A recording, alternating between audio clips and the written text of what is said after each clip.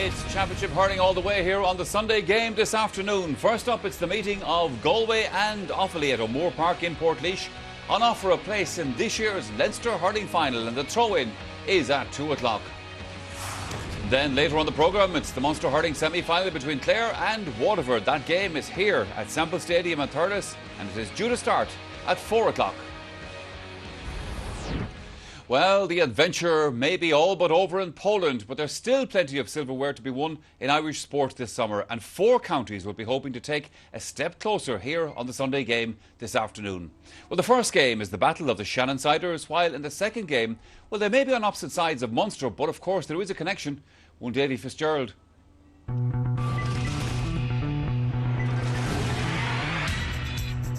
Our first stop today is Portlaoise, where neighbours Galway and Offaly will battle it out for a place in this year's Leinster Hurling Final.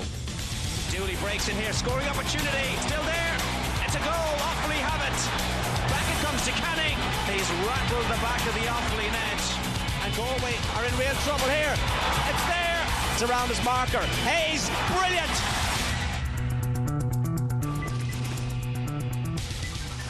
Then at 4 o'clock, it's another provincial semi-final. Thurles will be the scene for Clare and Waterford as they chase a place in this year's Munster Hurling Final. What a score! Brilliant! And Holden has it again. Oh, what a goal! And Ken McGrath marks his return.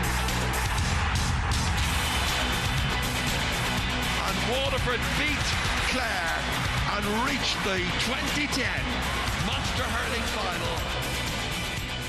Yeah, 2 big hurling championship matches to look forward to here on the programme this afternoon, and hopefully they will live up to expectation. With me in our Thurles studio, Cyril Farrell and Tomas Mulcahy. Hey, gentlemen, you're very welcome and looking forward to it, I have no doubt. Cyril, how are things down in Galway? Yeah, they looked well. I saw them last Monday night training. They looked very sharp, good training match. But Michael, for the last few years, we don't know what Galway is going to turn up. On their day, they can play very well. They seem to have the pieces together. They have lovely hurlers. But there's other days, and you wouldn't know whether it's the same team or not. Now, Offaly won't fear them after the last. Never did or never will. But after the last against Westmeath, again, Galway did enough, put Westmeath early on, and then they had a lot of simple scores. Offaly they played well against Wexford, 2 even teams, maybe not 2 great teams at the moment, but they are improving, and they'll have a good cut at Galway today. But I think if Galway are going to do any good in Leinster or top or win All Irelands, they have to win that match today in Portlaoise. Offaly have that game against Wexford under their belts now. That was a good, solid championship match. Yeah, I was there that night in Tullamore, certainly, and I mean, in difficult conditions, it was a very, very hard physical game. At one stage in the first half, you thought Wexford maybe would pull away and get 7 or 8 points ahead, and Offaly turned around in the second half and did likewise to Wexford and put themselves 8 or 9 points to the front.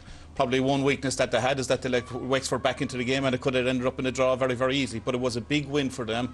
It was a good win on the basis of the conditions that were there that night. And going into any championship match, when you're like playing the likes of Galway again, I mean, Offaly will be buoyed by the result that day. I mean, everything was thrown at them in the last 10 minutes in that game, and they survived. Their centre-back, Ronnie Hanfield, was very good that day. Their defensives as a unit really galvanised themselves when the pressure came on, and up front, certainly, I mean, they'll need a better return from Shane Dooley. And I mean, Galway have shown maybe a bit of weakness in the last game against Westmeath with a shaky defence, conceding 4-17. Well, we have to wait and see how that one pans out. Now, if we're looking forward to that, we're certainly looking forward to the second game. Absolutely. Against Waterford. Absolutely, yeah. I mean, isn't it ironic, you know, that you have a manager that spent so much time in Waterford trying to get them boosted up? I mean, we remember. Well, I suppose it was going to happen. It was going to happen at some stage, you know. And I mean, you look at the psych. I mean, you look at them when they played against Kilkenny in the All Ireland semi or the All Ireland final, and he had them psyched up so much. He actually did a warm up with the team himself. He actually went through the whole lot of it, right? You know. So you can imagine the opposite side of the scale. He's in the Clare dressing room today. What it's going to be like inside there. It's going to be a fascinating tussle.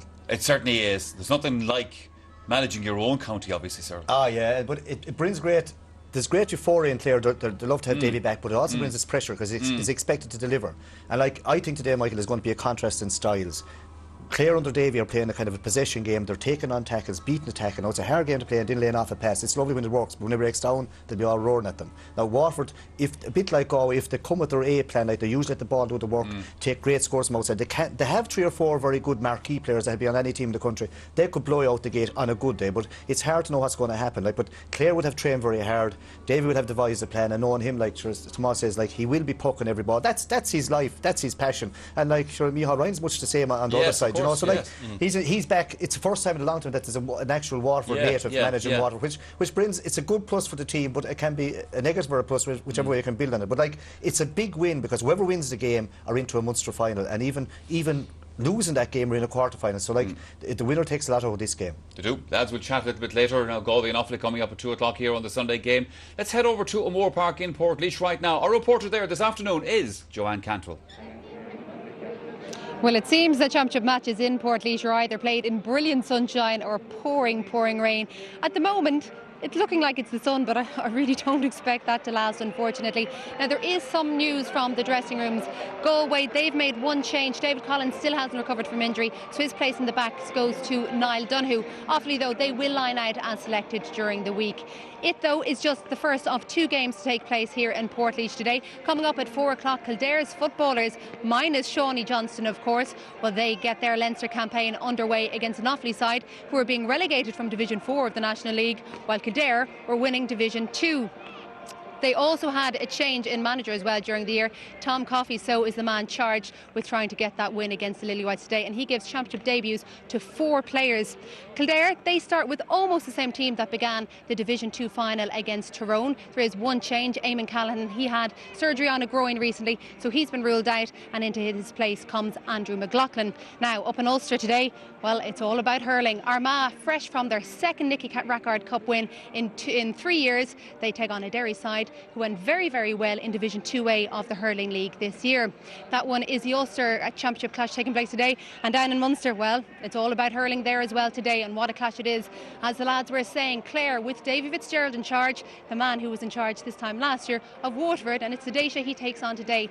Now, Daisha with their new manager Michael Ryan, of course, they give debuts in the championship to 4 players, and they also give a start to the fit again Owen Kelly at wing forward. Clare, they're expected to give a late fitness test to Sean Collins, but he has been named to start today at centre forward. That is our second live match of the day here on the Sunday game, but our first one coming up here at Portlaoise at 2 o'clock, that's Offaly against Galway. It is indeed. Before that, we're headed for a short break here on the Sunday game. Now, do stay with us, because when we come back, it's our latest competition here on the programme. Now, you could be bringing someone home from Australia for the Munster Hurling Final and more besides. All that in just a few minutes.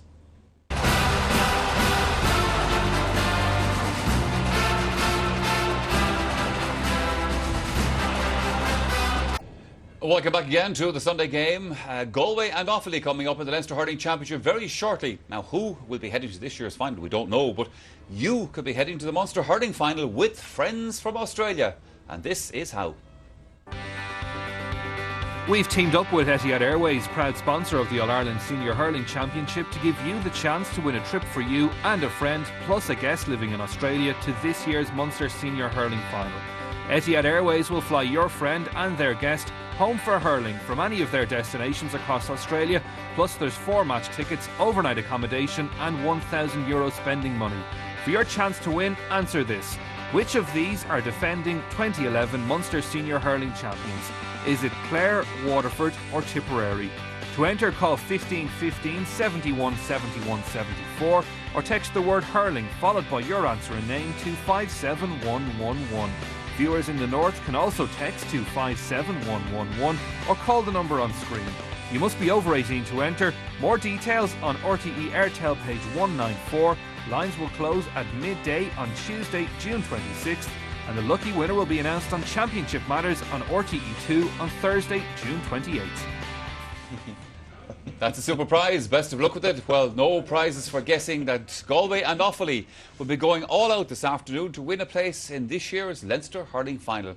Now, these are 2 counties who know each other very well down through the years, but for the rival managers, this year represents a new adventure in terms of inter-county championship. Ollie Baker, the Clare man, now in charge of Offaly, and Anthony Cunningham, a former Galway star, now hoping to inspire from the sidelines. Well, I met up with the 2 of them during the week.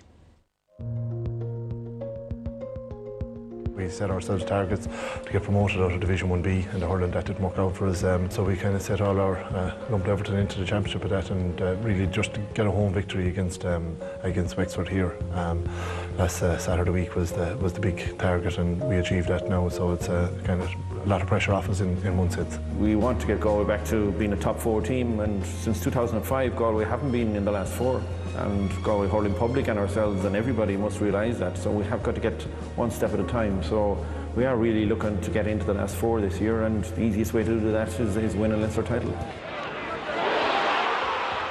Goal chance for Offaly. Shane Dooley.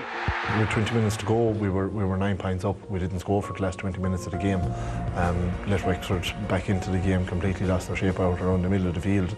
And I think because the players haven't had that success or level of success, that they were thinking to themselves, we don't want to lose the game, and there was a natural mindset in to sit back and rather than just go on out and win the game. We were very happy early on in the league. We've had a little blip, probably the day in Pearse Stadium against Waterford, and probably in hindsight we were a bit tired that day. Could have won it within, if we'd won that match we were probably in the league semi-final.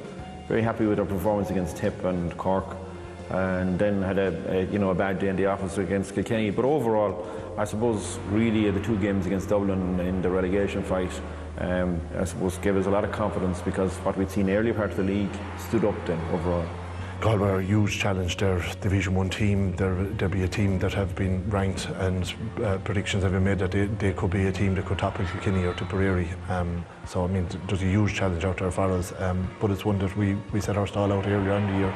We wanted to be in this position, and I hope that just the players can play with pride and passion and give everything they have. And when they walk off the field at the end of 70 minutes, that they can look into themselves and say that, yeah, we give it all, and see where it takes us after that. Offaly not really a league team and didn't go that well in the league, and always haven't been a league team, but Offaly in the championship or Offaly, they really don't fear anybody. Ran Dublin very close last year. I think we took a couple of late goals sealed it for Dublin, and Dublin went within a puck of a ball of getting to the All-Ireland final. So I mean, it's easy assessed on that. Definitely can reach an Leinster final. We have the players and we're good enough and we're well set up to win against Offaly, but it will take a big effort. I mean, we all know about performances. You have to perform on the day. It's as simple as that. But we have the capability. It's about doing it now. Yeah, the thoughts of the managers. And Cyril, of course, you know Anthony Cunningham very well, having managed him playing for Galway. Yeah, he was a good fella, very intelligent hurler, and he won both minor and senior All-Irelands with Galway. He was always going to be a future manager. He kind of, he bloodshed himself in club hurling and in football in Roscommon. But he's very, he'd be sharp, and like even here in these things, like, he would have great pace. And would always kind of put through that to make a hand pass. Always good for a few scores. Like, he captained the first minor team that ever won All-Ireland title for Galway in '83. And I suppose as well, Michael, as a manager, he would be kind of seen as having a fair bit. He's always kind of lucky kind of a guy. He's always in the right spot at the right time. People might say it's luck, like, but I would feel that some people are kind of like that. And I just, he could drive Galway on. He's very popular. He's good with the players, and he's brought in a lot of the new guys from under 21, and they're really working hard. Sir, you also know the Offaly people very, very well. Let's have a look at the Offaly team. You've picked out one of their players that you just want to highlight, Rory Hannafy. Yeah, he's from Borg. Great servant Offaly. He'd start off centre forward, centre field, but this guy now he's playing centre back, but loves reading the play. Always kind of covers the wing backs, picks it up, and he just doesn't hit it. He kind of goes up centre field, has a little look, lovely little ball kind of cross. Again, he'd do that all day. Again, now he's going to get a pop pass back here. Brian Carr just pops it back to him in the right spot again, and again places it out along the ground like lovely. Doesn't go blazing out of place. Watch this again, slips in behind like any good centre back, picks it up. That again might look simple, but he's reading the play, and like if Offaly were to win today, you're going to have to find that he'll play very well. Now he'll be on 11, and Niall Burke will probably kind of mark him, go in tight and use his strength on him. But Rory has been around a long time. Himself and Gary have given great service both to Bor and to Offaly. He's a good player, and for Offaly to win, they really need him kind of dominating centre back. Speaking of Niall Burke, here was one of the players that Galway this year have been looking to for that little bit of inspiration. Yeah, and I suppose over the last number of years, Michael, we've all heard about this conveyor belt minor success and under 21 success. He's part and parcel of that, but I've been very impressed with him during the league campaign this year. Started very, very well. I mean, he's strong, he's athletic, and he's good use of both hands from the centre forward position. And centre forward is a difficult place to place, particularly because you're probably going to be marking one of the best defenders there. Number 6 is normally the best player on the field, But what I liked about this is the league game against Cork. I mean, that's a fantastic score. We haven't seen too many guys pulling on a ball on the ground when they get themselves into that position, and I like that in the player. And again, this again is in the league match. He's very quick onto the ball, and as I say, look, it has no fear in him to have a strike at goal. And we've heard so much from Galway, Michael, as regards to the potential and the attack with Joe Canning. Somebody else needs to stand up to the plate. Somebody else needs to grab the mantle. Somebody else needs to drive on, and maybe Niall Burke is that man to do it at number 11. Maybe he is. Who will be heading to Croke Park for this year's Leinster Hurling Final, and who will be heading to the qualifiers? It's Galway versus Offaly right after. Here on the Sunday game, we're at Semple Stadium in Thurles for this afternoon's Munster Hurling semi-final between Clare and Waterford. That's at 4 o'clock. First up, though, it's Galway and Offaly in their Leinster Championship semi-final. So then we're going to head across to Portlaoise, where Marty Morrissey and Donal O'Grady are standing by to talk us through the team selections. There is a special chemistry that exists between these neighbouring counties from across the River Shannon that stretches back to 1980 when they first met in an All-Ireland semi-final. To date, they've met on 9 occasions in the championship, with both counties recording 4 victories each and 1 draw. 2 years ago, it went to a replay, so don't be surprised if this is a close, passionate affair. Galway manager Anthony Cunningham has announced the following team. Goalkeeper James Scahill returns after a shoulder injury to the number 1 jersey. The Capatagal man is a former under-21 keeper. Kevin Hines again fills the troublesome fullback jersey, with Niall Donoghue and team captain Fergal Moore manning the corners. Joseph Cooney is a surprise choice at right half and joins Tony O'Gregan and Johnny Cohen in a strong but mobile half back line. Irla Tanyan seems to have blossomed since moving to the middle of the field. This afternoon he has a new centre field partner in Portumna's Andy Smith. Regular number 9 is now switched to number 10. That's David Burke, who scored 2-1 against Westmeath. Niall Burke and Cyril Donlan complete the line. The presence of Joe Canning at full forward, who is also returning from injury, transforms the look of this Galway team completely. And today, here's Damien Hayes and Conor Cooney beside him. Donal O'Grady, what do you think? Yeah, and you just mentioned Joe Canning there, Marty. He's looking extremely fit. He missed the last match against Westmeath, but he's the main man. If Galway can supply him with quality ball, I think he'll do the needful, and Galway need him to play well today to win. Offaly haven't qualified for a Leinster hurling final since 2004, but following their fine victory over Wexford a few weeks ago in Tullamore, the faithful people are beginning to believe in this team. The team manager is Ollie Baker, and this is the Offaly team. Kinnity's James Dempsey has been first-choice goalkeeper since 2010 and produced some fine saves against Wexford to enhance his reputation. David Kenny leads the team from the full-back position and has 2 tight-marking cornerbacks in Derek Morgan and David Franks to support him. The half-back line of Diarmuid Horn, Rory Hannafy and James Rigney is particularly strong defensively, with all 3 players willing to attack as well. Centre field will be crucial, and the partnership of Conor Mahan and Kevin Brady has huge potential based on the performance against Wexford. Joe Bergen and Brendan Murphy are seasoned campaigners, while centre-forward Colin Egan's work rate has been impressive. Of course, the main man is Shane Dooley, who was outstanding in the quarter-final, but Cathal Parlin and Brian Carroll will also pose problems for the Galway defence.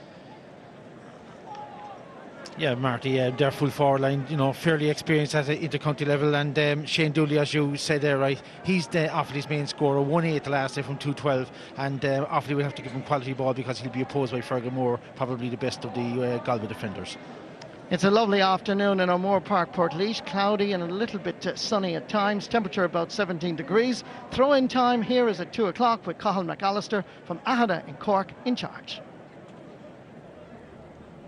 And that throw-in is very shortly. Before that, sir, how is Irla Tanyan going to figure out midfield for Galway? Do you reckon? He wouldn't be this seen is his first big test. Yeah, he wouldn't be seen as natural midfielder in Galway, but in the latter stages of the league, he's played out and played quite well. Now, he's a good hurler, and Kevin Brady probably be on him today. The two of them are much the same. Good hurlers, strong. They won't actually go up and down the pitch. I saw him playing a challenge game against Clare, and when he played well, he never tracked back, but that mightn't happen much today. He'd probably get away today in midfield, but maybe in Thurles or Croke Park would be different. He'd be still more natural in the half-forward line, but he's playing quite well there. But today, I think Kevin Brady will actually suit, because both of them are big, strong hurlers, and they'll shift it when they get it.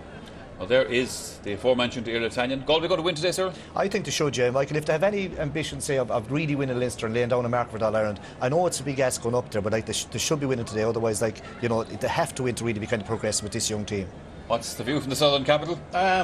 This match was played 2 years ago at the same venue. It was a draw in the first game, and Galway won in the second match by 2 points. You ask yourself the question, are Galway better now than they were 2 years ago? So I mean, that is the acid question, I suppose, realistically. I mean, you would think Galway have moved on. He's given a fresher approach to the team. There's younger guys in the team, but I wonder about Offaly. But I mean, as Sir mentioned, right, I mean, if Galway are serious about their ambitions this year, they're playing a higher standard league, they should be winning this match, and maybe winning by 5 or 6 points. We are about to find out. All set to go on Portlaoise. It's back then to Marty Morrissey and Donal O'Grady.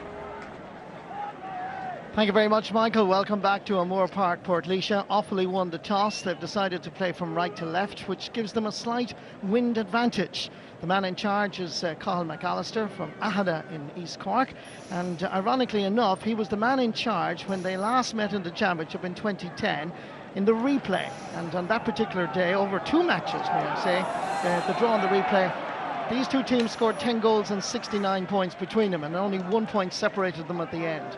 Will it be different today, I wonder? Will it just be 1 point? Galway, the hottest of favourites, playing against the wind in the first half, slight though it may be, against an Offaly camp that certainly seemed to be quietly confident inside in the dressing room. There was a calmness and a determination, certainly very focused, led by Ollie Baker and Podge Mulhare and Mark Corrigan and company, and of course Alan Cunningham, the team coach, who's also a Clare man. So very relaxed Offaly. They feel they're going to put it up to Galway, and of course Galway under a little bit of pressure to produce a pretty more impressive performance than what they produced against Westmeath. Anthony Cunningham along the sideline looking on as Joe Canning takes the first free of the day, and that swings to the left and wide. Well, Marty, I often feel when you have long-range frees like that, you know, that you'd be better off leaving Joe Canning inside as a target man. You know, that's well over 100 metres outside, and you know, for the start of a free, you might be even better off to push it into the full forward line. Kevin Brady sending the quick ball down. There is a belief that if Offaly can send the ball quickly and efficiently down to their full forward line of Shane Dooley, Cathal Parlin and Brian Carroll, that they will pose serious problems. Joe Canning is out around the middle of the field. He's passing the 45, being chased at the moment by Dermot Horn. Good challenge by Horn. Comes out to centre half back Rory Hannafin, making history as an Offaly man, playing in his 100th appearance for Offaly between league and championship. And if we want a breakdown of those statistics, it's also his 39th championship match. Yeah, and just having a quick look there, Marty, this was the tackle by Dermot Horn, excellent tackle, and some referees are blowing for that because tackle from behind, but he won the ball clearly. That's a great skill to have, and you know, crucial for Offaly that time. But I've noticed that Offaly had made a few changes up front as well. Joe Bergen has got in full forward, and Egan, who's named as centre forward, has gone out to the wing, and Galway have changed their wing backs to follow their men. The placing of Joe Bergen in the full forward line is an interesting strategy by Offaly, because a lot of high balls went in around the Galway goalmouth in Mullingar, and Westmeath seemed to expose them. Well, I mean, Kevin Hines is a sort of a made full back, Marty. He's spent most of the time out around the middle of the field, wing back, maybe wing forward. So, you know, it's a big test for him. If Offaly can get the right ball into him, Joe Bergen will score, because he's very good in the air. David Franks goes back to gather this particular slither. The umpire has signalled that it is going to be a 65, and Joe Canning has gone out to take it. Ollie Baker in his first year in charge of Offaly. So many times he played for the Banner County against Offaly, but of course he's now a Garda sergeant in Tullamore. And by all accounts seems to be well satisfied with the commitment that his team has shown all through the league, all through the spring and winter. Yeah, another difficult free here for Joe Canning, 65. It's only a metre or so in from the sideline, and with the breeze against him, the ball can swing sometimes across the right-hand side and wide, but crucial ball now for him. Canning, second free, second wide. Interesting. Well, Mark, you really need to hit them and to drive them into the breeze, and the breeze just took it away to the right, as I just said. You know, it just tailed away to the right-hand side, and as I said, Galway might have been better off with Joe inside and get someone else to hit the freeze into him, because they're playing against the breeze. Loose ball hanging for Brendan Murphy. Working hard is Kevin Brady. James Rigney didn't quite connect. Brendan Murphy again, terrier-like, searching out the slither, having a goal from outside the 45. That too, unfortunately, from an Offaly perspective, is to the wrong side of the post. 4 minutes gone, still no score in O'Moore Park, Portlaoise.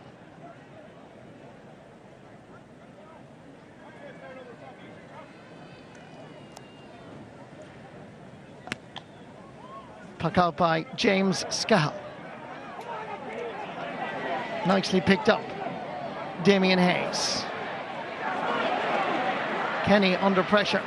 Should have been dealt with better, and here's a chance for Galway. Thought about taking a shot there, but on second occasion Conor Cooney breaks down the Offaly defence so easily and smashes it into the back of the net, and that's a wonderful start for Galway. But it must be said that the high ball seemed to pose problems for David Kenny. Should have dealt with it better, but Conor Cooney decided he had the space and he cracked it home. He dummied the strike there, Marty. That's what gave him the extra little yard there and knocked it in an excellent goal. And that's the first attack that Galway have made, really. And excellent goal for Galway. That will settle them. Waiting for it is David Burke. Goes for distance again. Conor Cooney inside the cover. Could this be another goal in the space of a minute? Bats it into the back of the net. 2 cracking goals for Galway. They have set out their stall early and easily, and Conor Cooney can afford a smile. Within a minute, 2 goals by this man, Conor Cooney. Yeah, ran through and batted in. Very hard to stop those ones, and has the pace on David Kenny, who's a very good full-back. Couldn't do anything with him really, and excellent goal again. 6 points up for Galway now. It's a brilliant start for the Western men. Irla Tanyan sending it a diagonal ball across. This will unsettle Offaly, conceding 2 goals in the space of a minute. Rory Hannafy will try to provide a little bit of leadership, and he takes the challenge to Galway, dropping this one in. Goalkeeper Skehill comes off his line, survives the challenge but gives the ball away to Shane Dooley. Skehill is off his line. What can Dooley do? And it's in the back of the net. What a brilliant start to this match in O'Moore Park. 2 goals in a minute for Galway. A minute and a half later, Offaly have the ball in the back of the Galway net. Well, Skehill hasn't played for quite a while, Martin. That was a dreadful mistake. He could have done anything with it. He could have belted it out 90 yards. Came out to give support and handed it straight to Shane Dooley, the most dangerous man that you want to give the ball to. And he did very well to pluck it into the corner. A bizarre sort of scoreline at the start of a match. 2-1.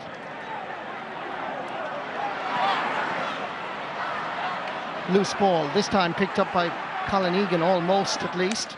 Pulled on by Conor Mahan. Hovering there is Tony O'Gregan. Rory Hannafy turns to his left and drives it long. Neil Donoghue is there, trying to shake off the challenge of Cathal Parlin, who's operating at top of the left. This is the 2-goal hero, Conor Cooney. Sideline ball, Galway.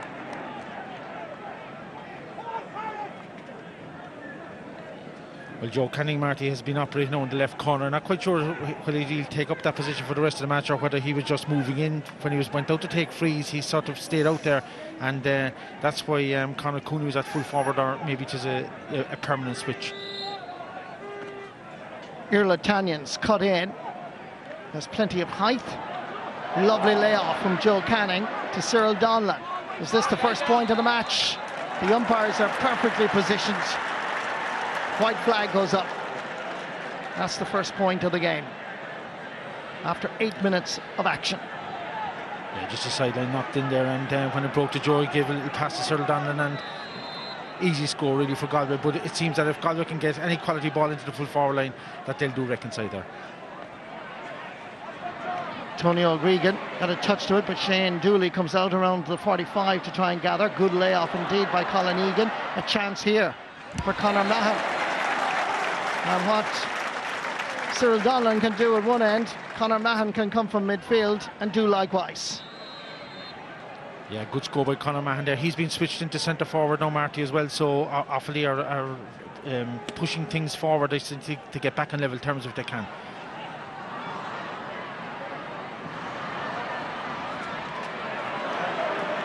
Hannafy, solid at centre half back. Irla Tanyan floating in, another one of these dangerous balls. The goalkeeper loses in the sunshine. Lucky Offaly, but they're still not out of danger here. Cyril Donlan, and the goalkeeper did well, but the ball is scrambled over the line. Just for a moment, James Dempsey looked like he had it saved, but then Galway came charging in, and it ended up in the back of the Offaly net. And again, it's a goal that should have been saved, with the credit this time going to David Burke. Yeah, well, Cyril Donnellan did a hard work, I suppose, when the first ball, the initial ball was dropped in, and then the keeper Dempsey lost it. Joe Canning was unlucky not to get a goal, and when he came back in there, he caught him under his legs. Very hard to get up from that to knock the ball out with your feet, and David Buck racing in knocked it in. So, an unbelievable scoreline. Marty, if somebody tuned in, they might, apart from the 1 point, they might think that we were over in Euro 2012 3-1. Gdansk or Poznan is possibly having its effect, Donald. We're plenty of goals here, a festival of goals. 4, in fact, 3 for Galway, 1 for Offaly, and only 10 minutes played. And out of that 4-2, all from play. Yeah, and the last 2 have come from goalkeeping mistakes, really. I mean, the things we didn't quite see it there, but James Dempsey, the ball dropped in and he lost it, and that'll be crucial for a lack of confidence now. Skehill made a mistake earlier, and now James Dempsey. Colin Egan underneath it. Diagonal ball again. In far as Cathal Parlin. Is able to turn the defender rather easily, and consequently there's a free dead straight in front of the posts for Offaly. Niall Donoghue rather easily turned by Cathal Parlin. So just on the verge of the D, as you can see, it should be relatively easy for Shane Dooley.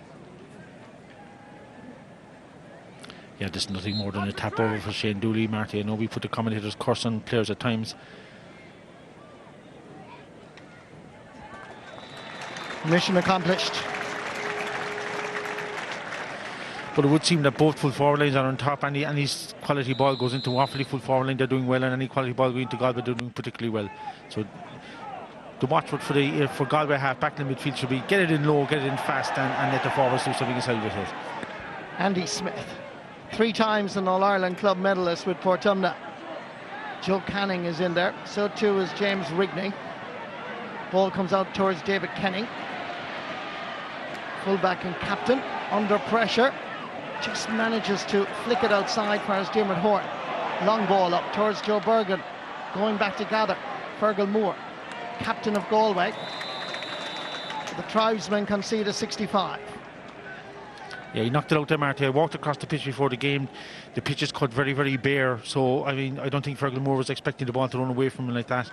But it would be an ideal surface for ground hurling, but that's probably gone out of the game now at this stage. But he just knocked the ball there and it ran out maybe 10-15 yards. He was expecting to go maybe a metre or 2. But good cornerback play. Once the ball drops inside you, you have 2 choices: knock it back to the keeper or flick it out towards the corner flag. He did that, but ran away for 65. And another chance for Dooley now. And Offaly need all the scores that they can get.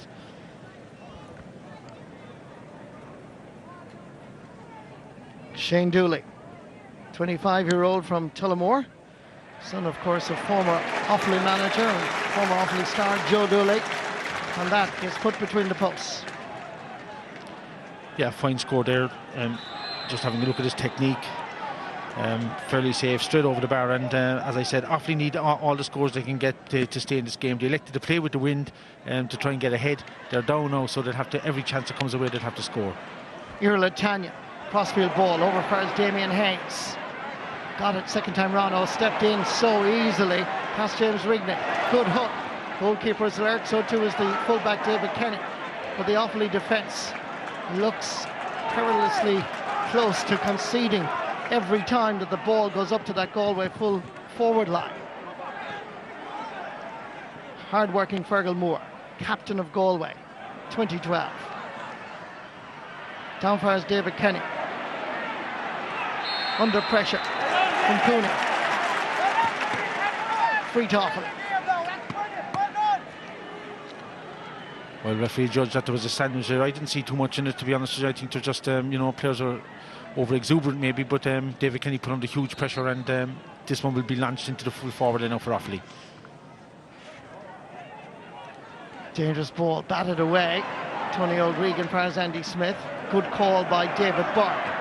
Given a lot of space. Had time to deliver a better quality ball. Rory Hannafy did rather well, easily anticipating and intercepting, and won himself a free. Well, Joe Kenny made things very, very difficult that time for David Burke, because he ran 20-30 yards towards him, whereas I think he might have been better off to move towards the goal and give him more space. So when Burke tried to play the ball into him, it was an easy call-out for Rory Hannafy. Dermot Horn takes the free. It ends up with Conor Mahan. That's a splendid point from the midfielder who is operating on the 40, posing a few problems for Galway centre-half back Tony O'Gregan.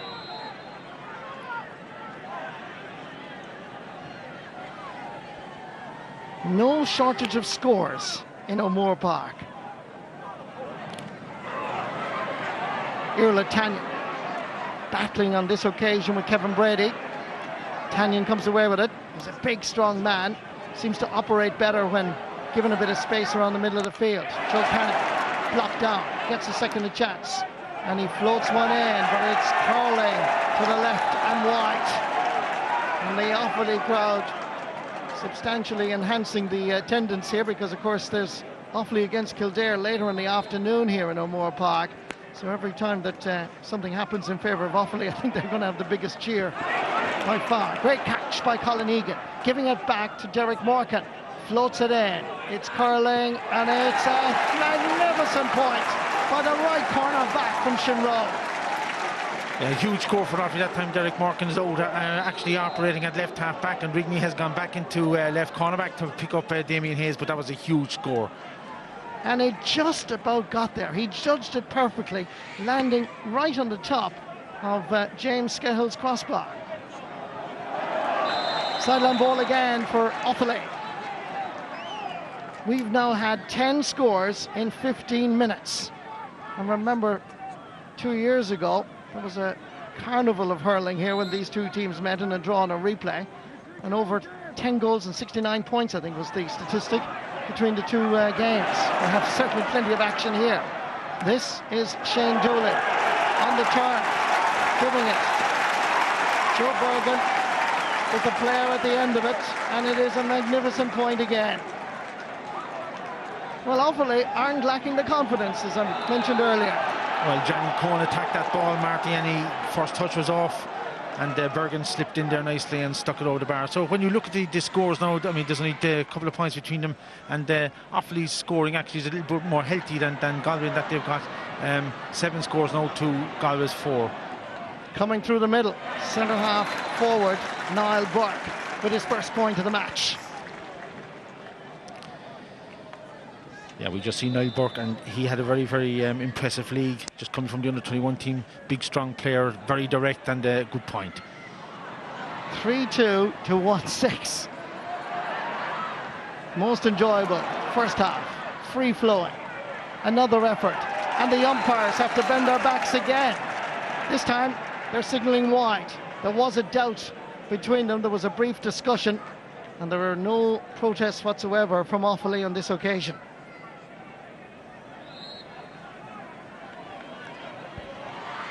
Puck out by James Skehill. Cyril Donlan easily gathering. One-touch hurling. Umpires again perfectly positioned, and that's another great point by Cyril Donlan. His second. Straight from the puck out by James Skehill, gathered by Cyril Donlan easily, but he hit it magnificently between the posts. Well, the wing-back was caught on the in front that time. For puck out, you should not always be behind your man and try and knock the ball down. Puck out from James Dempsey was aimed straight at Kevin Brady. Colin Egan takes a little bit too much time. David Burke releases it. Hard-working Brendan Murphy again coming in to challenge. Available in front of us here is Andy Smith. Balances on the hurl. Misjudged the final shot, sending that one right and wide.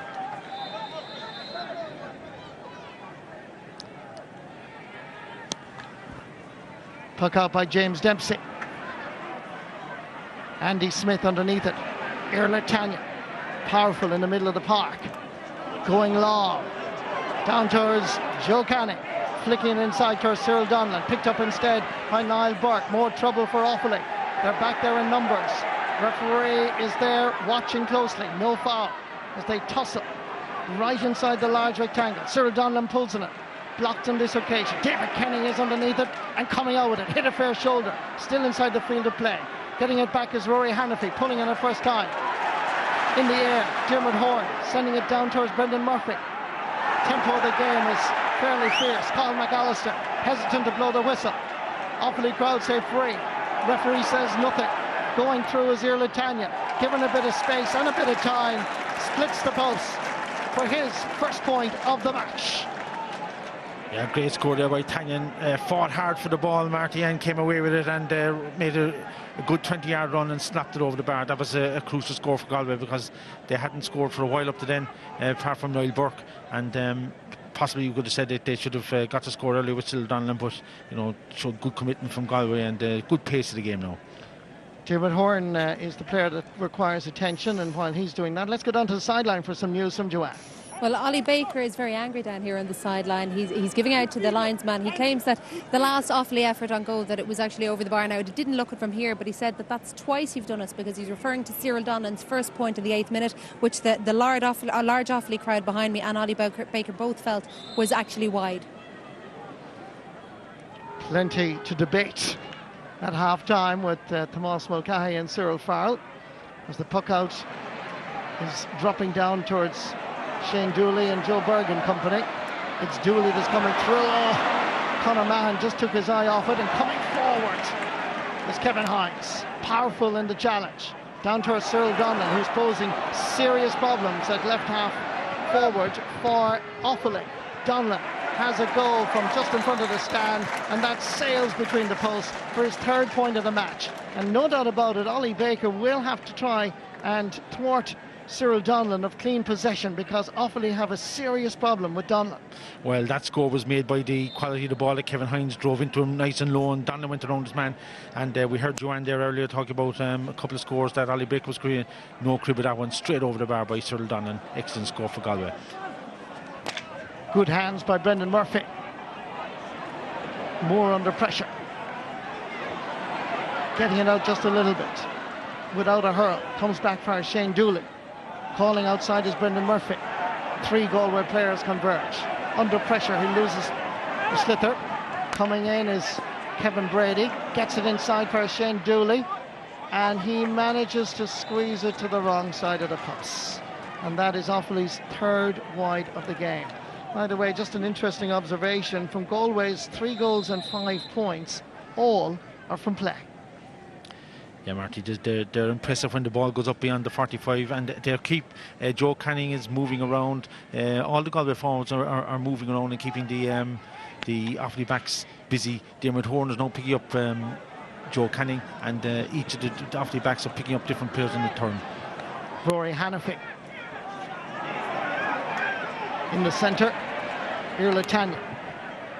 Good hands again by James Rigney. Kevin Brady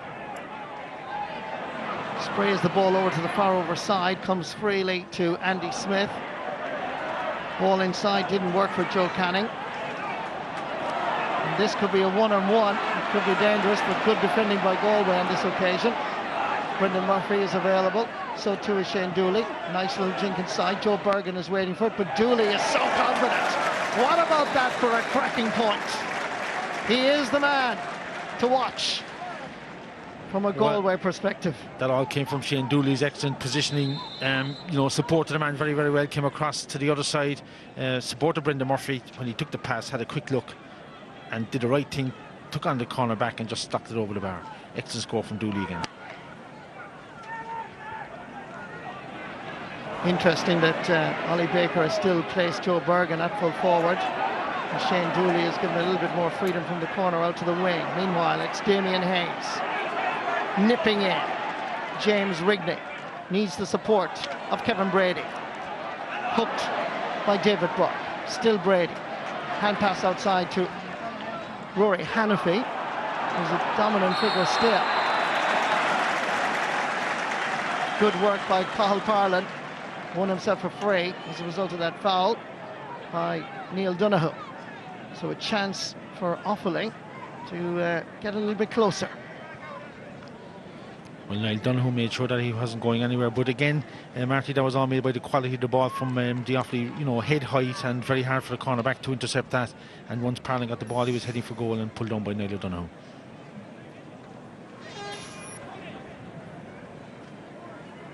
This is the man that scored a goal and 8 points against Wexford.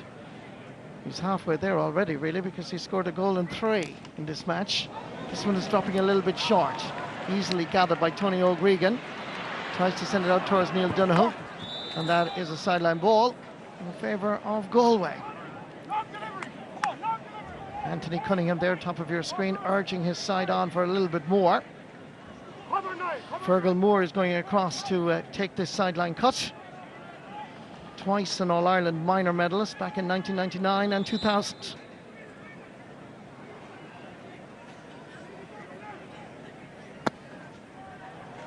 Cuts it in well. Breaking ball. Nicely picked up, sent forward by David Burke to David Kenny, whose hand pass didn't quite work out for Dermot Horan. Instead is picked up by Niall Burke. Coming through the centre, it's Tanyan. Difficult to mark. Difficult to stop from scoring, and that's his second of the match. Well, a very good score by Tanyan again. Almost a replica of the first one that he got, came through, won the ball, and again that came from an Offaly mistake out of defence, and you know, Offaly, if they continue to make mistakes like that, they're going to be in trouble. Offaly on the counter-attack, used the short grip, misjudged the angle a small bit. Disappointment for Brian Carroll, who's now operating almost in a right half forward position, as both managers change their forward lines around to try and expose the opponent's defence. I think he's actually gone out midfield now, Marty. As they continue to change. And again, it's Cyril Donlan. Serious problem from an Offaly perspective. Flicking it across. Chan, oh, that's a wonderful block down. And again, great play by Dermot Horan. At the end of it all, it is still a point for Galway.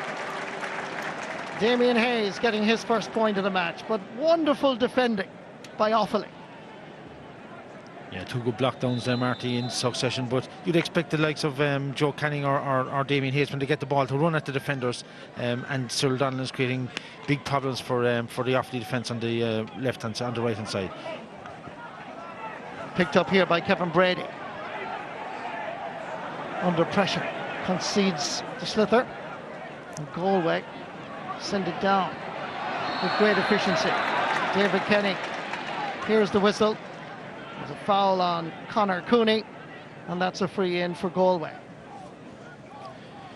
The one thing I don't understand, Marty, looking out at the Galway forward line, and you remarked on it a while ago about movement around the place, I think they'd be better off they kept their six forwards in their six positions, because they had, you know, they ran through the Offaly defence very easy in the first 5 minutes, but Joe Canning is continually coming out from goal out, operating 45 metres out.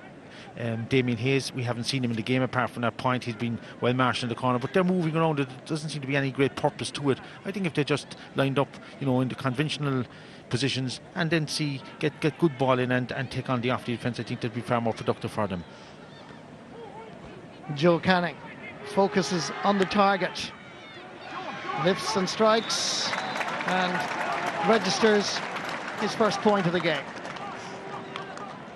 But your point is well made, Donald, when you consider that Galway scored 3 goals in a bit of a flurry, and the momentum seems to have died with all the switching and changing. Yeah, Niall Burke is now right corner forward, and Damien Hayes is out right half forward. I think if they just played their position, that Joe Canning in left corner forward or full forward,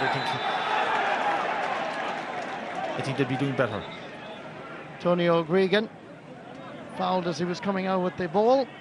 Referee gives him the free, despite the throw at the end of it, but I think that was more out of frustration than anything else. Well, I think the referee claimed that he was being held. I think Offaly will claim that they just had their hands across him. Semantics, I suppose, Marty, really. Didn't lift it well, could still work out. Lovely pick-up by Damien Hayes. Turns inside. That's a beautiful point by Damien Hayes. Really classy corner forward play, but very simple. Well, when your luck is in, Marty, your luck is in. I think that Tony O'Gregan failed to pick the ball, and I remarked earlier about how tight the pitch was cut, but a great pick up from Damien Hayes, and once he gets a yard or two in you, very hard to stop. And Galway going through a period of dominance now. Offaly need to show a little bit of mettle, and they need a score at least to stay in touch. 3-9 to 1-7. Colin McAllister explaining that he won't have any more of those sort of challenges. Well, Donoghue is the player that's being warned, and perhaps being shown a yellow card as well. Yes, he is. So a yellow card for the Galway right cornerback. It's going to be taken by Shane Dooley.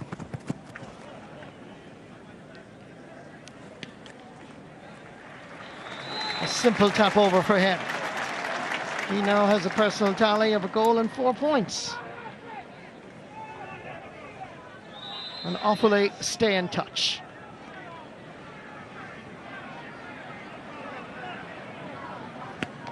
Seven points between the teams. Puck out by Scahill, knocked down by Brendan Murphy. Picked up, however, and sent forward by Cathal Parlin, and that ball is left and wide. Remember, Offaly are playing with a slight wind advantage in the first half. A good chance for Parlin there, just to puck out, just knocked down. Scahill, when he's putting the ball out the right half forward position, has Galway have had some success, and of course out to Cyril Donnellan as well. Judging by that shot we had of the Galway management team discussing tactics and perhaps changes, you can expect a Galway sub very shortly as Offaly go back into the attack. And with a lovely strike, nice and easy, Shane Dooley gets his 5th point of the game. Yeah, beautiful point there. And Fergal Moore was caught on the wrong side, Marty. I think that he's giving him a yard of space out in front of himself. He'd be better off if he stood up shoulder to shoulder. There's a huge degree of space in front of Shane Dooley, and Offaly, in fairness to him, are using it well. So a change in the Galway lineup. Paul Gordon from Abbey is coming on instead of Niall Donoghue, who looks particularly disappointed, but perhaps the Galway management were influenced by the fact that he had picked up a yellow card. Ball breaks back behind James Rigney, who's anticipated well, uses the short grip so he can't be hooked, just gets past Tony O'Gregan. Fergal Moore hit a fair shoulder by Colin Egan, and Regan again under pressure delivers it long despite Egan's great efforts. Superb catch by Rory Hannafy. Cyril Donnellan coming in to challenge. Shane Dooley, nice low ball as Offaly go in pursuit of more scores. And what about that? Classy play by the faithful county, responding magnificently to the challenge being posed by Galway. Well, that type of play is very hard to counteract. Rory Hannafy going back from the centre-back position, beautiful ball, and Shane Dooley showed very great coolness, knocked it up to Egan, and a great point.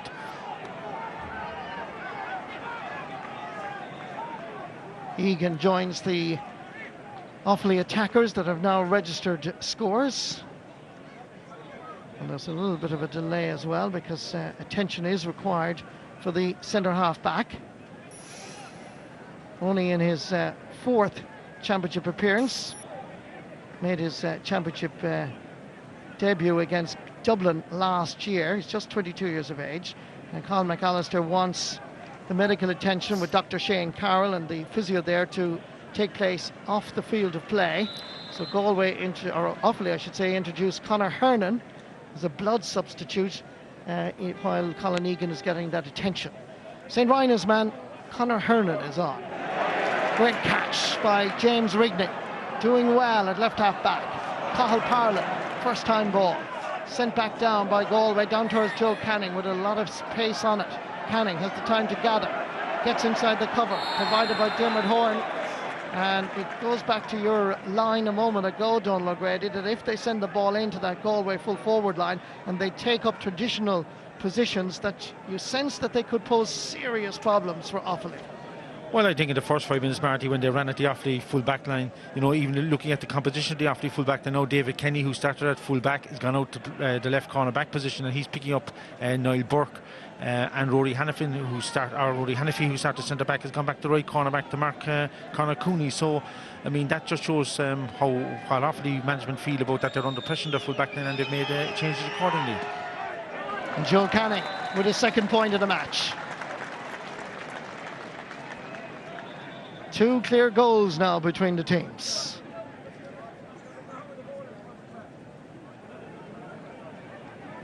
No problem for the wonderful hurler from Portumna. Good to see him back after so many injuries. His presence makes such a difference to this Galway hurling team. Puck out by James Dempsey. 2 minutes of additional time going to be added on in this first half. Nice pull in mid-air by David Burke. Going back to gather is David Kenny. Once again, it's the Galway inner line that's posing all the problems. Nice ball inside, and here comes David Burke. Sending it across, they're queuing up Hayes. Oh, what a goal! Absolutely brilliant hurling by Galway. David Burke laying it off to Damien Hayes. And on the fourth occasion in Portlaoise, James Dempsey is plucking the sliotar out from the back of the net. Yeah, it was a wonderful goal, Marty. David Burke actually pulled it in midfield and came back up in support. And beautiful ball across Cyril Donnellan, and Damien Hayes queuing up for it, and a great goal. And what a time to get it just before half time. Now, what can Offaly produce? 4-10, 1-10 is a pretty intimidating scoreline, and we're only halfway through. Johnny Cohen.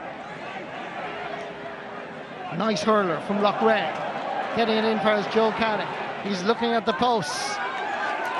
And he splits it beautifully. Just a beautifully balanced hurler wherever he plays. And he's now operating out around the half-forward line, at right half-forward. And Galway have clearly established themselves over the last 10 minutes or so. And that scoreline is intimidating if you happen to be from Offaly. Yeah, and Marty, what they've done is they've brought David Burke to play right out in the middle of the field, so he's playing withdrawn role, and they're just playing 5 forwards, maybe 3.5 line and 2 inside, and it's creating great space for them once they get the ball up midfield. And it was Damien Hayes who laid off that pass, and in fact there he is again, pulled it the first time. Stopped on this occasion. Cathal Parla sending it forward to Derek Morgan, down towards Fergal Moore, under pressure from Dooley. Gets the ball cleared, but it's gone out over the sideline. Sideline ball for Offaly.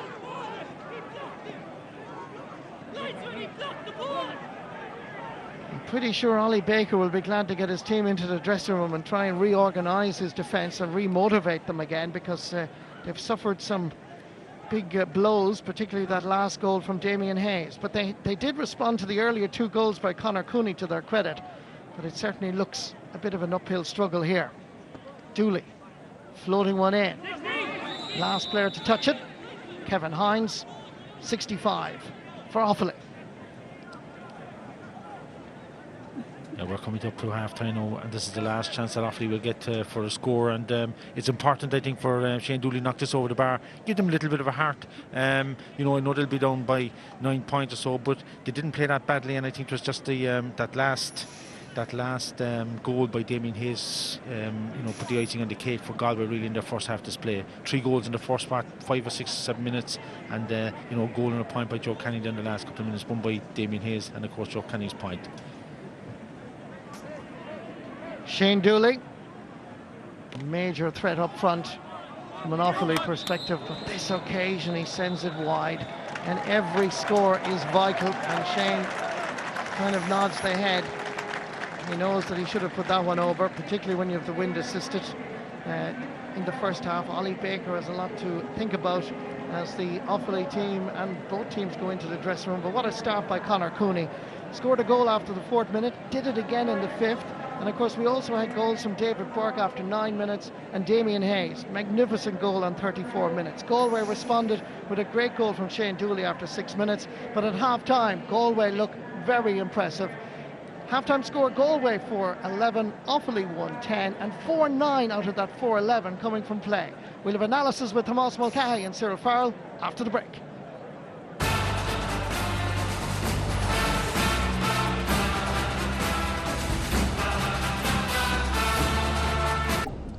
Galway and Offaly in their dressing rooms in Portlaoise. At half-time, Galway leading 4 goals and 11 points to 1 goal and 10 points. Cyril Farrell and Tomás Mulcahy here with me in studio. Cyril, Galway fans will be very happy with that first half, but I'm sure Ollie Baker, the Offaly manager, will be in shock in that dressing room at what happened and the goals conceded. Yeah, well, Galway, to be fair, Michael, in training they've been doing this, they've taken on the men and going for goals, and like they're today, like every time they took on the Offaly defence, they just walked through them and there was goals on the whole time. The funny thing is, the Galway were up 10 points around the pitch, like the game is quite even, but every time the ball goes into the forwards, and they've got some great goals, and maybe one mistake by the goalie Dempsey, and the Offaly goal was a mistake as well by Scahill, but like the goals they've got are very, very good ones. They are doing them in training, but like they're taking the men on and walking through the tackle. Like, Offaly Offaly have to stop them, stand as a back defender, stand them up.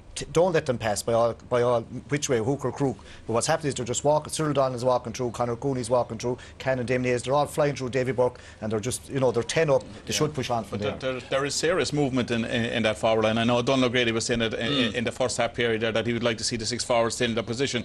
But I mean, there's nothing wrong with the movement once the players that are moving know exactly what the game plan is and know exactly why they're moving to wing forward, and there's a purpose to the game. And certainly with Galway in the first half, every time they've got ball, they stopped running at their opponents, and they've created great chances. I mean, 4-11 in a match against 110, you'd nearly say that's a full-time score, Michael. I mean, I'd like to maybe someday you go down there with a measuring tape to measure the pitch here, because there's an awful lot of scores coming very, very easy around the play, around the field. I don't know whether distance-wise that field is the full size of a Thurles here behind us, or Croke Park and stuff like that, because scores are coming very, very easy. It's a high-scoring game, which is excellent to see. I'm not giving out about that. It is fantastic to see. That's what we want in the game of hurling. I suppose they're being smart about it. It's not the length of the field that's troubling Offaly at the moment. No, but it's not. Some of the difficulties. It's the full back line. Joe Canning was the man everybody will be looking at the start of this match to maybe get a goal or two, but it's the man standing beside him. Yeah, well, it's a great, Michael, it's a great thing for Galway. It's great to see Galway score without Joe Canning be the dominant forward. Like, this guy, Conor Cooney, is a new guy on the block. He's actually from St Thomas's club, the same club as Anthony Cunningham. Here's the ball going in. Now, Damien Hayes, it's a good ball across. At this stage, going in full forward. Now, Kenny should have done away better with this ball. No one on him. But Cooney picks it up. Now, most forwards have come back out here and tap it over. Look what he does. He goes right through. Now, he dumbers him here, Lehante here, and then he doesn't. Back of the net. Gives Dempsey no chance. This guy is a new guy that played last year. Big lad, well. Big lad, big strong man, big into the gym work. Like, he sends a dummy there, back into the back net. He is a very good hurler. Plays centre forward for his club. Thomas just there, Michael, when he went to hit and didn't hit, then he set him off. But this is another one again. Again, he uses his strength here, goes down. Now, you call this a Donald O'Grady goal, because just like a tennis racket, he flicks it down straight. They're all getting cute at this. I think Donald really brought it into the game. Comes through, gives the back no chance to hook, and gives the goalie no chance. He'll be delighted himself. Actually, at that stage was in full forward. I mean, Ollie Baker will be whatever here he's let be pulling it out at this stage, because I mean that's awful defending. I mean, first rule of thumb is when you're back inside there, do not let your man get inside you or leave ball in behind you. And I mean, he did recover. In fairness, David Kenny, he didn't have a bad second half of that first half period, but in the first 5-6 minutes, I mean, the full back line are at sea. I mean, that's suicide conceding goals like that. It was a horror start, obviously, from an Offaly point of view. Their neighbours across the Shannon decided to make life a little bit easier for them by conceding a very soft goal. Not always the case. Not always the case. Yeah, but look, I mean, this again. Look, it's a great ball inside, and you'd say with James Scal inside, look, this is an easy save to be making, an easy clearance and stuff like that, but he doesn't. He messes up, and I mean, it's his first game back. He's been out for a while since March, I think, with a shoulder injury, and also maybe lacking a bit of sharpness there, and just maybe a bit of concentration as well. But I mean, no better man to get a ball in that position than Mr. Dooley himself, and that's probably the big concern from Offaly's point of view, Michael, up front as well. I mean, he's after scoring, I think, 1/6 of their total at this stage. Without Shane Dooley. Without Shane Dooley, Colin Egan's the other man that's got the point, so there's nobody else contributing up front there. They fought their way back into the game, Offaly. We looked at the score and said it was hard to believe that Galway, after scoring a couple of goals, and we're still only a couple of points ahead, and then Galway hit them with 2 more goals. Yeah, and I suppose one of these goals we kind of goal of the season. Now this one here, should have been like this is Offaly on the attack here. This little ball across. This happened all day. Tanning gives a good long ball in. Now again, he's done well at midfield. Yeah, he's done well. Dempsey should have caught this ball. Maybe this one is there. It comes out here again now. Look, watch this. Cyril Donlan gets this ball. Now most people again are just tap over. He takes the man, goes right through him, takes a shot. Again now maybe the ground is sticky there, and David Buck comes in. Some referees now would actually pull for the free out there, because he actually tackles with the feet. Like, look at, he just drives in on top of nothing. So it's a 2-foot attack, and in football definitely free. But Donlan goes through the tackle. I think he makes contact with the ball when he does get in with the feet there, and he pushes the ball over the line. But it's a bad goal to concede. The next goal coming up is goal of the year. Now again, no chance of catching that going back. Now maybe they're a little bit lucky here with this flick here, because it reaches Davy Burke here, but Burke definitely tries to pick out. Hayes is running and Donlan's. Look at this for a pass, 20-yard pass, great catch by Hayes, back net. Well, that's as good as goal as he ever heard. And to be fair, early days yet now to be calling it goal of the year. It'll be a contender of goal of the year, because it's a great score. I mean, I'm not denying it's a fantastic score, right? But you must look at the opposition here as well. But it's a great ball inside, and look, great credit to Damien Hayes. But early yet now to be calling it goal of the year. It's the first real championship game in Leinster, that we've seen a goal of that class. If Cyril wants to call it goal of the year, it's goal of the year. It's going to be contender of goal of the year. Alongside your show. I put my hands up. I give up. Contender of goal of the year.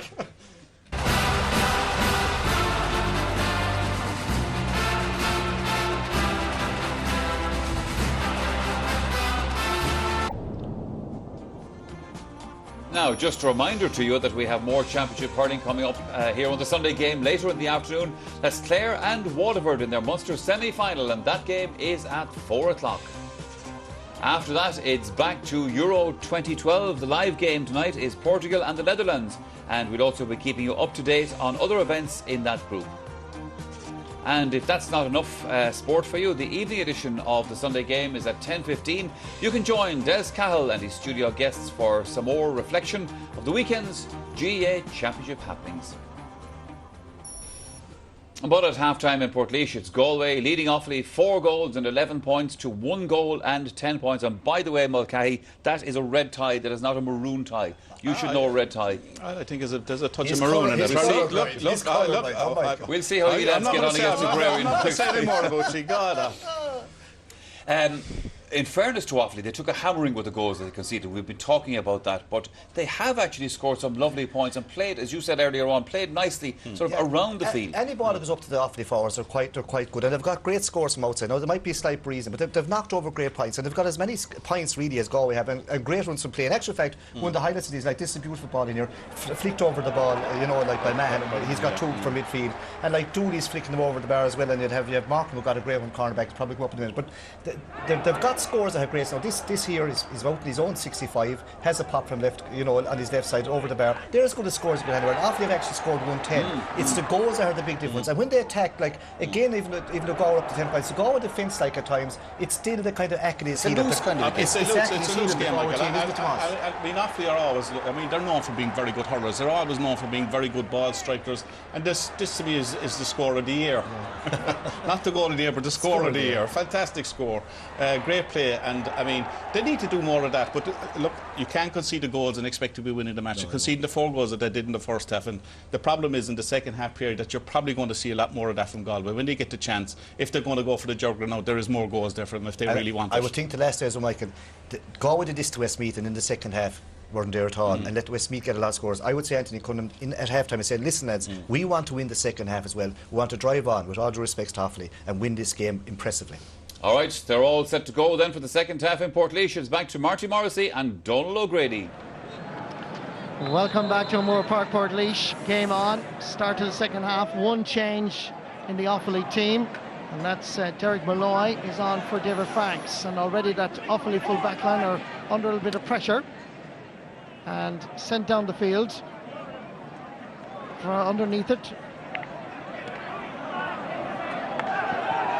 Waiting for it is Egan. Working hard is Niall Burke, bursting forward, trying to get inside the cover. Plenty of green, white and gold jerseys there. One of them is Derek Morgan. Hard-working David Burke again, putting himself about the place to try and gather the possession. Cyril Donlan, great first half with 3 scores, all from play, and all of them difficult enough angles. This is Niall Burke, given a little bit of space. That ball was meant for Joe Canning, but Joe slipped in his efforts to get there. Ball, however, comes straight out, fires Niall Burke again. Confronted on this occasion by Dermot Horn. Sent back in. Hits off the boot of Conor Cooney accidentally. And David Kenny sweeping that ball down the Galway half of the field. Nipping in is Fergal Moore. He's challenged illegally. Free for Galway. Yeah, great burst up by Fergal Moore. Just in the first half, Mark, I felt that he left Shane Dooley out in front a little bit, but the last 2 balls have come in, he's been out in front, burst out, and Shane Dooley there took him down on purpose. Cyril Donlan going forward, sending it across. Joe Canning was hovering, and once again it's James Rigney. Small in stature, but big and hard. He's giving it everything there at left half back. Comes out for his Damien Hayes. Straight between the posts. He now has a personal tally of a goal and 3 points. And his goal in the first half will be talked about for some time. Not just the finishing, but indeed the build-up as well. Fine point. Referee says play on. Irla Tanyan sending it over towards Joe Canning. David Kenny over there, keeping him company. Canning gets away, flicks it inside, does more trouble for Offaly. And David Burke just left it behind him. Flicks it across to Joe Canning. And there's still trouble. And eventually it is out for 65. Heart-stopping stuff. Heroic defending by Offaly. And very, very close to being Galway's 5th goal of the match. Well, at the start of the second half, Marty, we had some good crisp hurling in the first half, but there's been a comedy of errors, I think, in the second. Passes going astray, balls going off people's boots, and Galway could already be maybe 1-1 added to their tally since the beginning of the second half. See a little lack of control there by David Burke when he was through. And eventually went out for a 65, but Galway could have, at least in that attack and the attack earlier by Joe Canning at the ball, they could have stitched another goal. Down injured is captain David Kenny from Belmont. The Belmont Ferban parish. As you can see, 5 years now playing with Offaly at intercounty level. Ollie Baker, a little bit of concern to say the least, and I'm sure he gave them a serious talking down at half-time. Very passionate man about his hurling, and Offaly's great faith in their team over the years, going back to the 1980s, well known. They're a shining example to everybody else when it comes to passion about GAA. But this is a serious test for them, because the Galway team, inspired by this man and so many others, look to be a formidable force. Joe Canning at the start of the second half takes the first 65 of this particular period and adds to his personal tally of 3 points. He now has 4. And a bright start to the second half. Yeah, he stroked that over the bar, and he stays out then at left half forward. Well, we had 26 scores in 37 minutes in the first half. And to be honest with you, it looks something similar in the second half. The ball sent in by Joe Canning. David Kenny has lost his hurling. He's trying to knock it back versus keeper, and he concedes a 65. And David Kenny was trying to explain to his goalkeeper to come off his line because he had lost the hurl. So you can see the signal here, looking to his goalkeeper to come out, and the tap back just was off target. So more pressure for Offaly. Yeah, needless mistake there, Marty. James Dempsey could have come a little bit quicker and taken the ball on the end line maybe, but back out now, and another chance for Joe Canning to stroke this over the bar. It's not quite straight in front of goal, just slightly to the right, but an easy chance for Joe Canning for the man of visibility. Offaly going to make a change to their full back line. We believe, as you saw there a moment ago, Chris McDonald is going to come in as we watch Joe Canning take another 65, and the result is the same. Yeah, Martin, those 2 points for Galway, that'll be a killer blow for Offaly, but 2 puckouts that Offaly had in the second half, both down to the right hand side, gobbled up by the Galway defence, and set Galway on the attack, and David Kenny is now going off. So David Kenny, captain of Offaly, being called ashore, and going into the fullback position is Chris McDonald from Brusna Gales. Andy Smith bursting forward, taps it for as Joe Canning, half hooked, sent back by Joe Bergen, deep into Galway territory, but he just hit it too strong, and it rolls out over the end line. Yeah, that's a big waste for Offaly. They need scores badly, and plan A, B and C should be just knock the ball into Shane Dooley or into his vicinity, because he's the danger man, and he'll open up the defence if he gets quality ball. But a big waste there for Offaly. They'll have to keep the ball in play. Puck out by James Scahill, aimed at Niall Burke. Joe Bergen come back to gather, but it's Burke that has it. Kevin Brady coming in with the hook. Challenges from Cyril Donlan. Still Brady. Gains a bit of ground, but not much. Joe Canning fires Andy Smith. 2 club mates at Portumna. Irla Tanya. Ard Rahanna. Chasing after him, Brendan Murphy. Still Irla Tanya. Into the centre to Joe Canning, who was being marked at the time. And Offaly regain the possession. Conor Mahan scored 2 points in the first half. Johnny Cohen under a little bit of pressure as Offaly haven't lost their belief. Here comes full forward Cathal Parlin, who's been operating out around the 40. Over for Brian Carroll. being confronted this time by Johnny Cohen. Damien Hayes, look where he is. Corner forward, almost playing a corner back at the moment. Parlin looking for a little bit of space.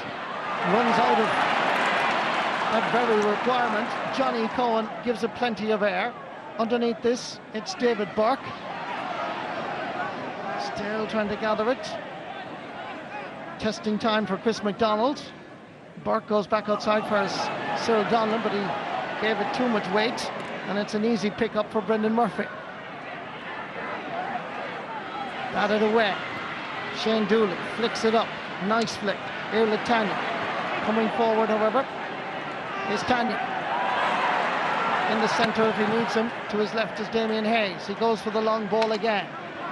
And Offaly, with Rory Hannafy, now playing a corner back to try and stop the onslaught and the danger zone, but it's Galway that works so hard again. Conor Cooney trying to make an angle, flicks it across into the centre. Lovely stick work by Cyril Donlan. It's on the verge of the large rectangle, knocked away from him. Good pressure by Offaly. Comes, however, to Joe Canning, and he drives it wide, but not quite. In fact, the umpire has hesitantly put up his hand and given a 65 to Galway. Well, a lot of the Galway play, Marty, I mean, they're well on top of the Offaly defence, but a lot of the deliveries in are very sloppy. Joe Canning there trying to get a point when it would have been easier just to knock it over to Andy Smith, who was free. But I think, you know, Galway have, obviously their pace and play have dropped. They're 10 points up at half time. They've got a further couple of scores now, but you know, the ball coming out of the defence is just hit anywhere, and it's just aimless ball, and I think that they'll far more crisp type of play that if they're going to trouble either Kilkenny or Dublin in the Leinster final. Galway management considering more moves, perhaps to bring in another substitute to give him a run, because they are in control of this Leinster semi-final, as Joe Canning adds yet another point from a 65. That's 3 65s. He's hit straight over the crossbar. Irla Tanyan on the ground. Cyril Donlan gathers, gives it back for Tony O'Gregan. Whips the ball over towards Damien Hayes. Nowhere to go because he was being fouled by James Rigney, and that's going to be a free in for Galway. And perhaps a booking for James Rigney, but I think the referee just noted his name. So it's another free in for Joe Canning, and Offaly in trouble here. Yeah, and that's come from the 3 puck outs now by the Offaly keeper, James Dempsey, all out to the right half forward position and all lost. We'll do this all day for you. Yet another free. Well, I think the question will be coming up for the Galway management now. Do they pull off Joe Canning just to make sure that his shoulder's right for the next day? Because here the Canning gave a desperate pass where they go suicide pass, and he seemed to take a heavy tackle. So at this stage, maybe just time to introduce 1 or 2 players for the next day. Carl Pollard needed the assistance of Brian Carroll, getting the cross in despite Johnny Cohen's efforts. Chance here from Mahan. Good defending by Galway on this occasion, and out for a 65.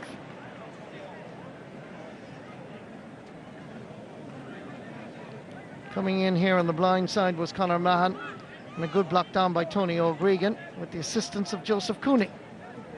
Yeah, nobody picked up the run from Mahan coming to the behind.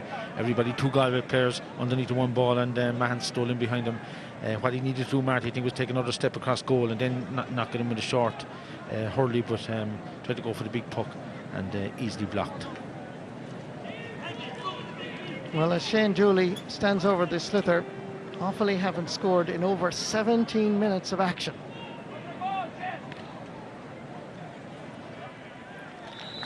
At least that statistic has now changed, and he now has scored a goal and 6 points. Shane Dooley out of their tally of 111. Sean Ryan going to come on for Offaly from the Burr Club, and going off is Cathal Parlin. Well, Galway still operating with 2 men inside. David Burke is inside now with Joe Canning in the inside full forward line, and Damien Hayes out on the half forward line, Marty, and they seem to be going with this tactic for the last 10 minutes, 20 minutes. So Looks like Brendan Murphy was the player that was taken off there and not Cathal Parlin, but Offaly changed their attack. Sean Ryan is definitely in as that ball is sent in that general vicinity. Here is Cathal Parlin trying to break down this Galway defence by running at them, and as Parlin is fouled, Kevin Hines picked up an injury and will require some attention, but there's a free in for Offaly as Parlin bursts forward here. And the free given. A great pass, Parlin, in fairness to him. I saw him, he moved before the ball, and he pointed where he wanted it. Excellent ball, and he took on Kevin Hines, and a free to Offaly, and there's no doubt but Shane Dooley will probably have a crack off this. Yellow card as well for Kevin Hines. Really, for Shane Dooley, there is no option but to have a crack at this and to try and bury it. Double scores at the moment, 4-16 to 1-11, 28 to 14, as you can see on top of your screen. So that needs to change dramatically. Here comes the shot off the post. Johnny Cohen is there, sliotar in hand, gets it out just a little bit. Offaly keep the pressure on. Back there too is Damien Hayes, the corner forward. All the way down to another corner forward, Conor Cooney. Quick ball. Trying to expose this Offaly defence. Rory Hannafy covers well. Gives it far as Chris McDonald. McDonald down the centre. Ball given away so easily by Offaly. Cyril Donlan. Over across field was Andy Smith. Good anticipation on this occasion by Derek Morgan. One of the scorers for Offaly in the first half. Ball bypasses Shane Dooley, but it's Offaly that's still in possession with Sean Ryan, but he miscues, and it's well wide. Well, he'll be very, very disappointed with that because he ran from the other corner. A great ball pushed into him. That's Shane Dooley there taking the shot. Came back out, and Galway made hard work of clearing it, to be honest. They should have, Johnny Cohen should have moved that ball out towards the corner flag much quicker than that.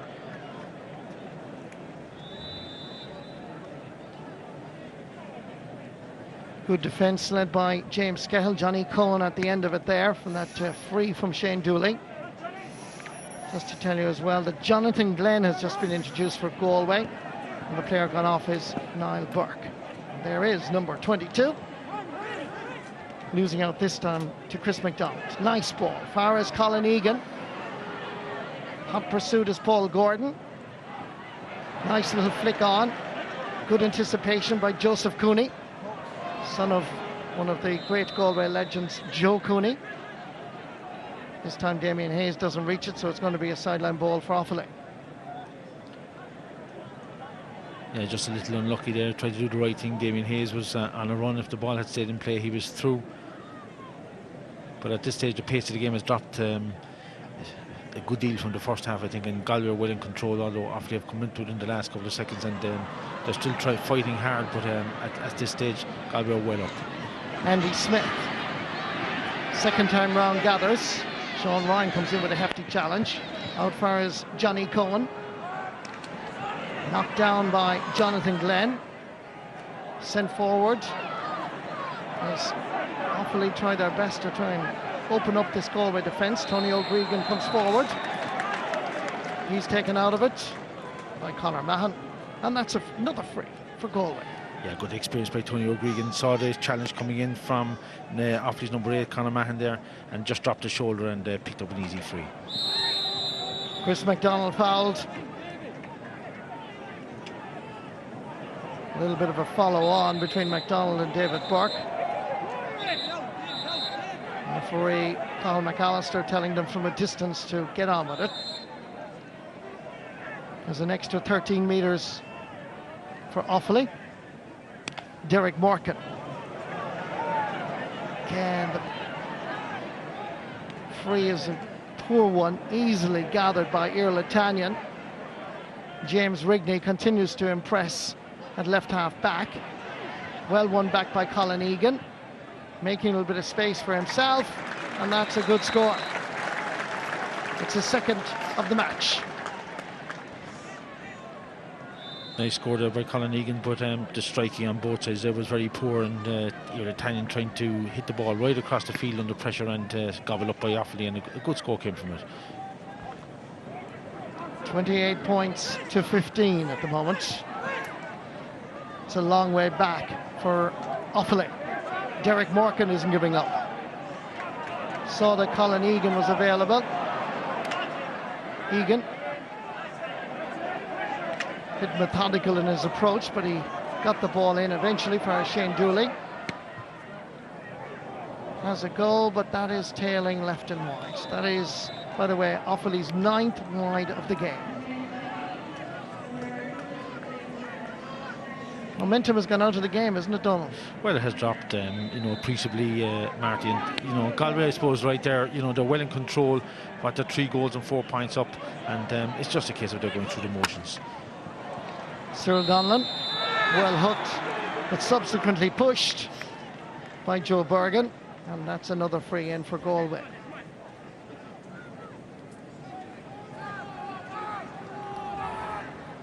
There's the hook. But then there was this unnecessary push. Yeah, Joe Bergen and Hando claiming, what did I do? Well, hand into the smaller back, it's always going to be picked up by a referee. Even if they had ran on and just nudged him forward with his, with his chest or something, there might be some reason for debate. But simple free and a bit of target practice for Joe Canning. Difficult enough free out in the right corner, just about a metre in from the touchline. So just test him, but he'll probably drive this over the bar. He's already scored 7 times. Judges it perfectly, as normal. And since half-time, Marty, 3 65s and 2 frees for Joe Canning. And, it just shows that the dominance of Galway at the moment, and they're making another substitution now. James Regan, who played against Westmeath, is on. And the 2-goal hero from the first half, Conor Cooney, is going off.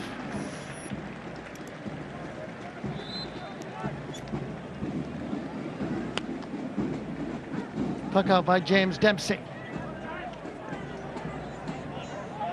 David Burke into the space for Jonathan Glenn to chase after it, but Glenn wisely calls Cyril Donlan to the task.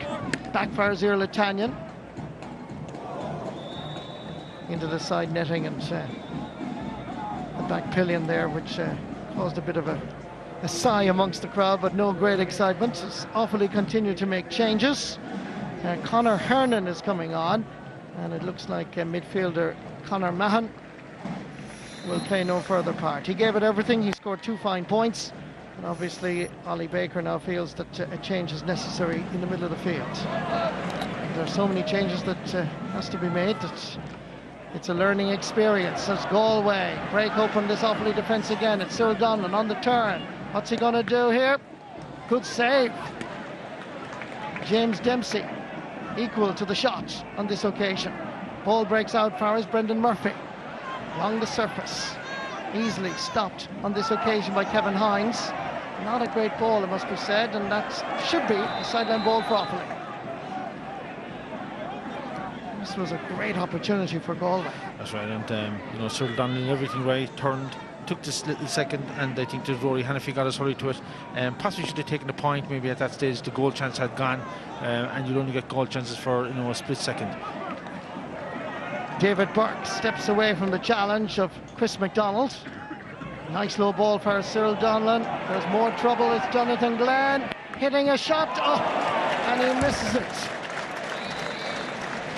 And James Dempsey sighs with relief, because this was a straight 1-on-1. Jonathan Glenn went for the bottom left-hand corner, but it went outside the post. And if you notice, Marty, is the trajectory that he ran through. He ran slightly to the right to put it onto his left hand, but he'd have been better, advised if he had run straight at the keeper and just knocked past him, because but James Dempsey, excellent save down low to his right hand side, and that's a difficult save to make. But Glenn will be disappointed with himself that he didn't crack that. But beautiful through ball from Cyril Donlan. Fine save by James Dempsey, just obviously got a touch to it as Jonathan Glenn went for that bottom left-hand corner. Another 65 for Joe Canning.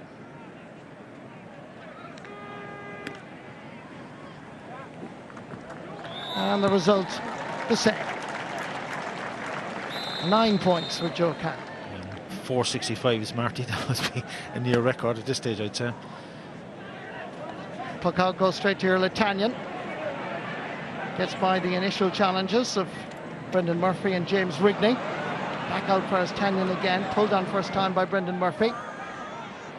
Ball for Shane Dooley to try and win with Fergal Moore.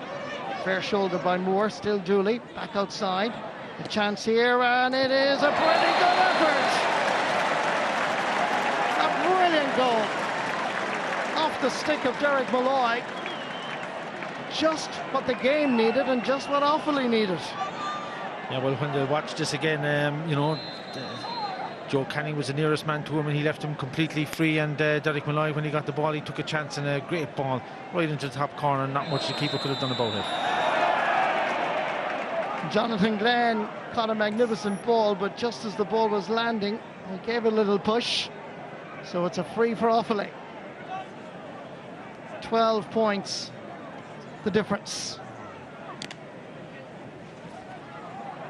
Dermot Horn sends it up for Joe Bergen, who was being held by Andy Smith. So there's a free dead straight in front of the posts. Well, Marty, just listening to the lads, Cyril Farrell and Tomas Mulcahy at half time, Cyril wondered about Galway going to sleep.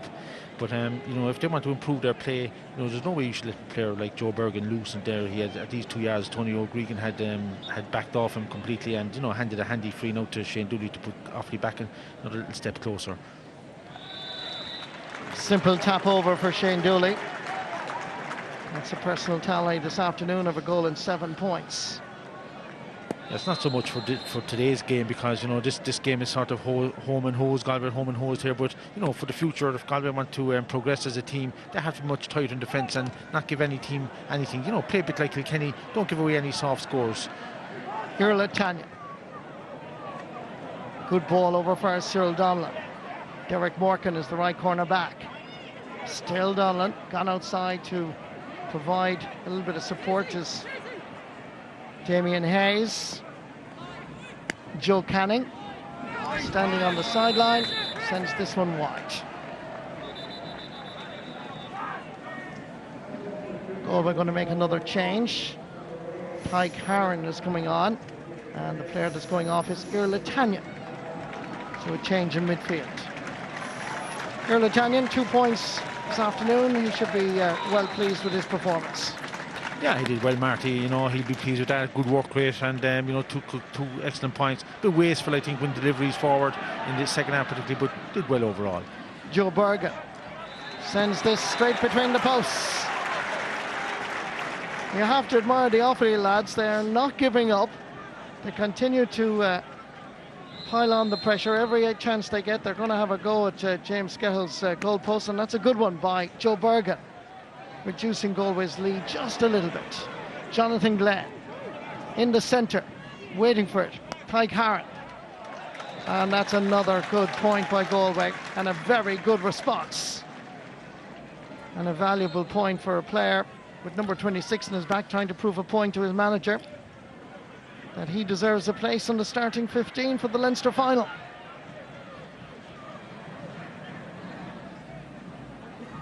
Knocked away.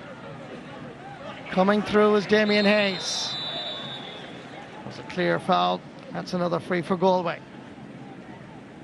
Yeah, very difficult for the Offaly defence now. Galway are gone very deep, and once the ball is won, you have 2 or 3 players running in towards the goal, and the defenders don't like that. They don't like to be turned, and they prefer to keep the ball outside them and facing out. And Damien Hayes, great pace, of course, and just take it down. Nothing malicious in it.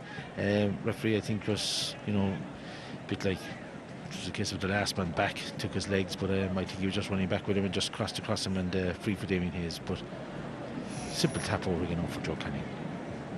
Yellow card as well for James Rigney, the left half back for Offaly, as Joe Canning. That's another slither between the posts. 10 points for Joe Canning. That's 7 points in the second half, Marty, from Joe Canning.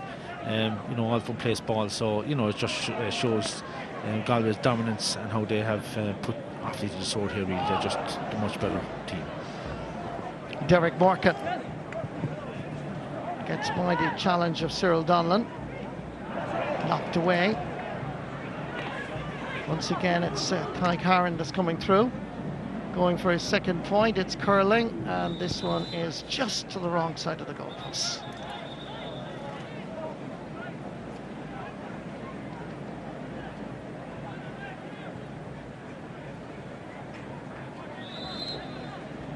Back out from James Dempsey. Just about 8 minutes left in this match. Galway very much in control, particularly towards the end of the first half and all through the second half. And here come Offaly, not giving up. Cathal having a far more beneficial and more powerful second half than the first, but of course when he's adopting a third man midfield role around the centre of the field, it's hard to get on the ball as much as when you're the target man, and Offaly are just piling on the ball. Every time they get the ball now, they're just pumping it in the hope of getting a score. Yeah, but when you look at Galway's defence, Marty, I think, Anthony Cunningham will be a little concerned because whether they're going to sleep or not, but the Galway half back line are giving Offaly, a metre or a metre and a half of space, and you can't do that to the top team. So, when you come up playing against them... Shane Dooley went for the goal.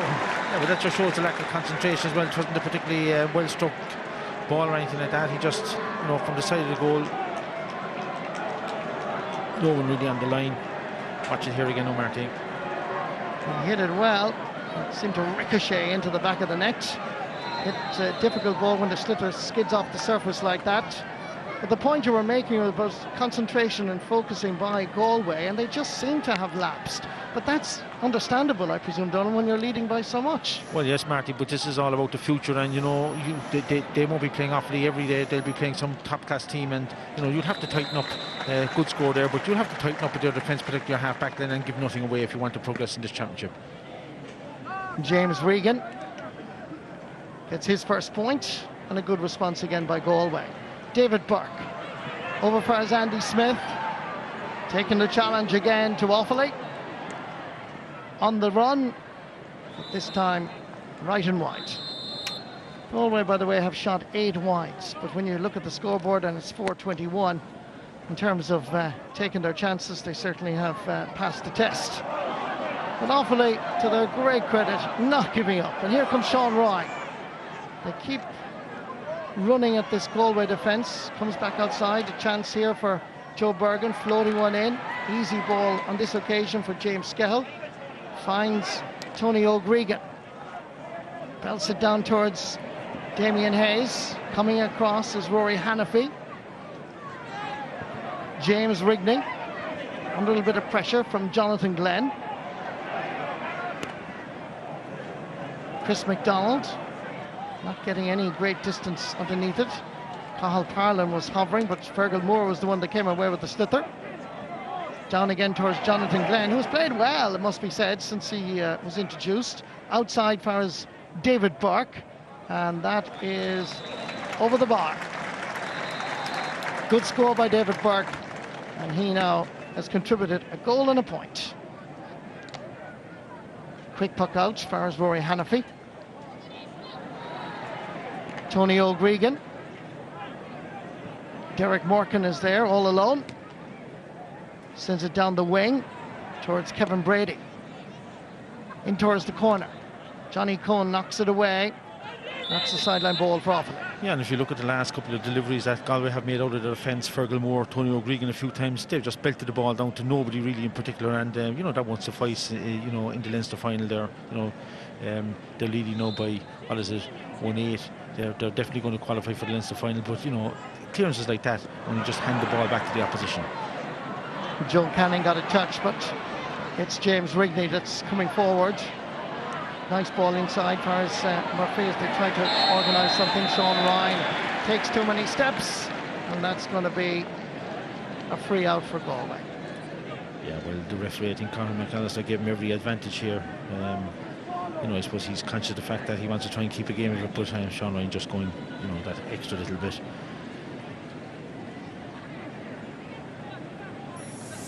Well, coming up next, Munster Championship semi-final on the Sunday Game Live. Throw in at 4 o'clock. It's Clare against Waterford. Should be a cracker.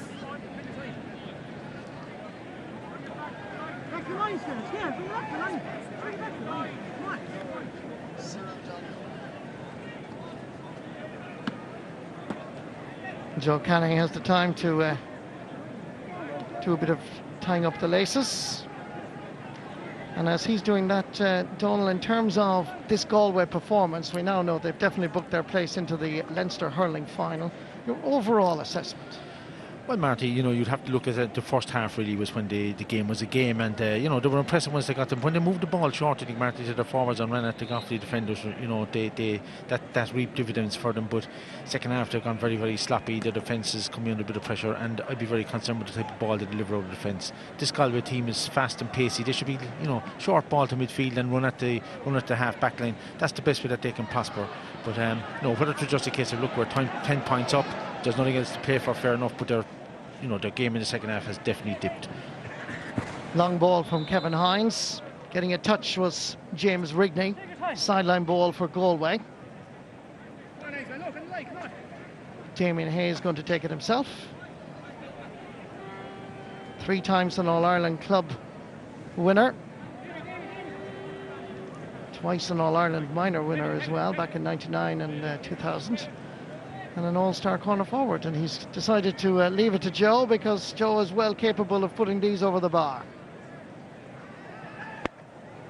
Goes for the short pass.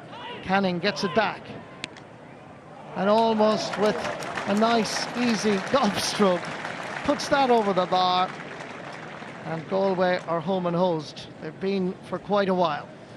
Yeah, nice little variation there, short sideline back to him. That's becoming the rigor now in each game. Right? You have to watch that very, very closely, and excellent point from Joe Canning. 2 minutes of additional time to be added on as Tony O'Gregan burst out. Loses possession. Andy Smith has to try and work hard to gather. He's the player down on his knees there. Taking up the responsibility is Tyke Harron. Over towards David Burke. Getting away from the challenge. Good play by Burke. Heading towards the 20. Flicks it across. More trouble for Offaly. Brilliantly hit home. As Galway add to the tally thanks to a wonderful strike by this man from Mullia, Davy Glennon. Yeah, Davy Glennon, very impressive with Galway in the league, and when he got the chance, right, well, obviously he wants to send a message to the management and struck it home. Good goal for Galway, but academic at this stage. Damien Hayes trying to get away from James Rigney. Joe Canning is inside, nicely flicked over, and good work by Chris MacDonald. James Dempsey gets a touch to it. Going after it is David Glennon. Comes back outside towards Conor Hernan. Batted away by Galway defence. Won't be very pleased with the fact that they conceded 3-14, and I'm sure Anthony Cunningham will want to work on that over the next couple of weeks before they play Kilkenny or Dublin in the Leinster final. But Donal, let's talk about Offaly as well, because we know Anthony Cunningham is going to be heading to Croke Park on the 8th of July. But what about Offaly in the qualifiers? Well, Offaly are playing in Division 1B of the league at the moment, and they seem out of their depth a little bit here. We're lucky enough maybe to escape against Wexford, so it depends on the draw, Marty, but you couldn't see Offaly troubling anybody of Division 1A status. James Rigney gets in his clearance despite Davy Glennon breaking his hurley in his efforts to stop him. Outside is Joe Bergen, going long, just a little bit too long perhaps to create a goal scoring opportunity. Pulled on by Fergal Moore, and that's a sideline ball. Yeah, you'd have to credit Offaly, Marty. They're not giving up. They're fighting for every ball and they're striving, but they're just being outclassed today. And up front, I think they're just too dependent on Shane Dooley. They don't get enough of a spread, even though Colin Egan has got nice points and Joe Bergen has got 2 points, but they don't put enough pressure on the defence and to score points from out the field. Brendan Murphy sends it in, and Scahill gets a touch to it and deflects it out over the crossbar. It's another point for Offaly. But it's irrelevant at this stage because of that scoreline with Galway masterful, particularly in the second half. The thing about it, Marty, is Offaly have scored 3-15. That's a scoreline that would win a lot of matches for you, but they were just outclassed. Just a walk in the park for Galway in the second half. Offaly conceded too many 65s, too many frees, so you know it's onwards and upwards for Galway, and as you said, Offaly have to take the qualifier route, but I don't think they'll trouble too many in that respect either. Well done to Galway. For Offaly, it's the qualifier route, as Donal O'Grady said. At half-time, Galway led by 10 points, 4-11 to 110. In the second half, it was all Galway, and with goals by David Glennon, it ensured that Galway are in the Leinster final. Full-time score from O'Moore Park, Portlaoise. It's Galway 5 goals, 23 points. Offaly 3 goals, 15. Let's go back to Semple Stadium in Thurles and Michael Lester. Yes, and Marty Morrissey and Donal O'Grady in the commentary box in Portlaoise. Cyril Farrell, there must be very few occasions when you see Galway strolling to a championship victory over Offaly. Yeah, very hard to do, and when you see Galway putting up 5-23 and Joe Cannon got a lot from frees and 1 or 2 from play, but the other forwards look very impressive, moving around, very impressive when they took the man on. Now there is a worry, they let in 3-15 the other end, which is a big score as well, but the Galway management team, they'll have a good bit to work on, but they'll be happy in the sense they knew that the way the draw came up this year, like, you know, that they were good enough to beat Westmeath, they'd fancy themselves to beat Offaly or Wexford, and now they are where they want to be. They're in the Leinster final, which is great. It's kind of a new management team, and they have there's a lot of new guys in there, and they rolled out a few of the new fellas there. Ty Carr come on, David Lennon come on, and Johnny Glynn come on, who was a good centre forward last year for the minor team. Now good in there. Now they're going into bigger stuff, but you'd have to say like that their fitness is very high. They are when they took Offaly on with the ball, they were walking through them, and like they were probably going for goals the whole time. That mightn't happen every day, but still they're going to be in a happy place tonight, and like they will drive on from there, and they'll get more confident with the games, winning the games. Training next Tuesday night will have a bit of a spring in it. Well, absolutely. I mean, you can only beat what's put in front of you, right? I mean, they were very accomplished today. I mean, particularly in the first half period. I mean, the game as a contest was over at half time. Goals with the matches, you know. Maybe one concern that I would have is that they seem to be in the second half period an obsession in going for goals, you know, when maybe points were there for the taking, you know, and build up the little bit of confidence, because a lot of the scores came in the second half from Joe Canning, from 65s and from frees, you know. So, look, they're in the right place. I mean, they're building a new team. There's a spring in the step of a lot of the older guys. There's a freshness with the newer guys, which is fantastic to see as well. So, I mean, it's onwards and upwards for Galway. Offaly on the other side, I suppose, will be disappointed, right? I mean, getting 3-15, Donal O'Grady said you win a lot of games. They never gave up. They are a very good bunch of hurlers, but I come back to the same situation. Playing below in Division 1B is not doing anything for Offaly hurling. They need to be playing a bigger grade when they come to championship matches. Grand down there, and then when you come into the bigger championship games, you're lying low on the basis of cost of conceding 5-23, which is enormous scoring. Given the difference in the league form of the last couple of months, at the same time, Cyril, sometimes, you know, league is one thing and the championship is different and teams perk up for it. Offaly supporters wouldn't have expected that today, would they? No, because historically Offaly will always play well. 2 years ago, like it was a draw and then a touch and go. Like they always will play well against Galway. But after saying that, Michael, this Galway team would be expecting that, and they'd be more. They were going up there wary of Offaly, but they're also going up there in a good place, because I saw a game last Monday night and it was full-blooded, 15 aside, and it was very, very good. And a few of the lads didn't play tonight. Johnny Glynn had a great game the other night. There's a young guy named Pádraig Bryan, played midfield, powered around the place. Like can be kind of a modern, a new guy again. Like, and Tannian played very well today, and Smith. They're probably going to hold him, but like they have a lot of panel to choose from. Now they have the pieces for the jigsaw, but it's to put the pieces together. They'll still be worried about that defence. Is it good enough for the real big time? Because Offaly came out of Division 1B, as Tomas says, and it's a different. The pace is different in the 1B to the 1A. That's the big difference. I mean, the key is, right, I mean, like Galway within themselves would expect maybe a result of that. But I think, Michael, as well, the general public outside are looking for a resurgence from Galway as well. We need a new team on the block. We need somebody to take on the bigger guns, right? I mean, everybody has waited for Galway for the last 3 or 4 years with the success that they've had at minor under 21 level, and we've all heard about this potential, this serious potential. Potential is no good unless you deliver, and it is now time for Galway to step up to the plate and deliver. And it is interesting, and to touch back on something that Cyril said a few minutes ago, Joe Canning in a score of 5-23 for Galway. He gets just 2 points in play. Yeah, I mean, Joe himself would probably be, personally, he'd be disappointed because he wants to be the main man all the time. But look, from place balls and from 65s, 465s there, I think, in that game, is fantastic, you know. So he hasn't lost his touch on that front. But it's great for Galway as a team that somebody else is standing up to the mark. I was very impressed with Cyril Donlan. I was very impressed with David Burke. You know, Conor Cooney with the 2 goals there in the first half period as well, you know. So collectively as a team around the field, and I was kind of dubious about Éire Tannian at centre field. I said to myself, surely be God, he's a target man at centre forward or at full forward. Look at the size of the guy, you know. But the way Galway are playing at the moment, with the pace that's in that forward line, he's probably not going to get into that 6 forwards because he'd actually slow the game up inside there. So his job is out in the middle of the field to get the ball inside. Cyril, anybody who joined us late in this game for the second half and looking forward maybe to the Clare-Waterford game coming up here on Thurles, and would have seen that it was said they're only strolling around the place. What happened there in that game? What happened was a goal blitz in the first half by Galway. What happened was the first half, and as Tomas said earlier, the goals win the matches. And like Galway got a great start. Like this is a puck up at scale. No, he wasn't that sharp. He would improve in the game too. This is a great catch here. Little flick here by Damien Hayes across. Now it happens to be Conor Cooney on the end of this. Now this Kinney should have done better. He was on his own, didn't know where he was. Cooney picks this ball up. Most people think he's going to back it. Now he sends it over here, lets on the hitter, goes straight through, bang the back to the net, gives Dempsey no chance. Now this is a new guy first time out.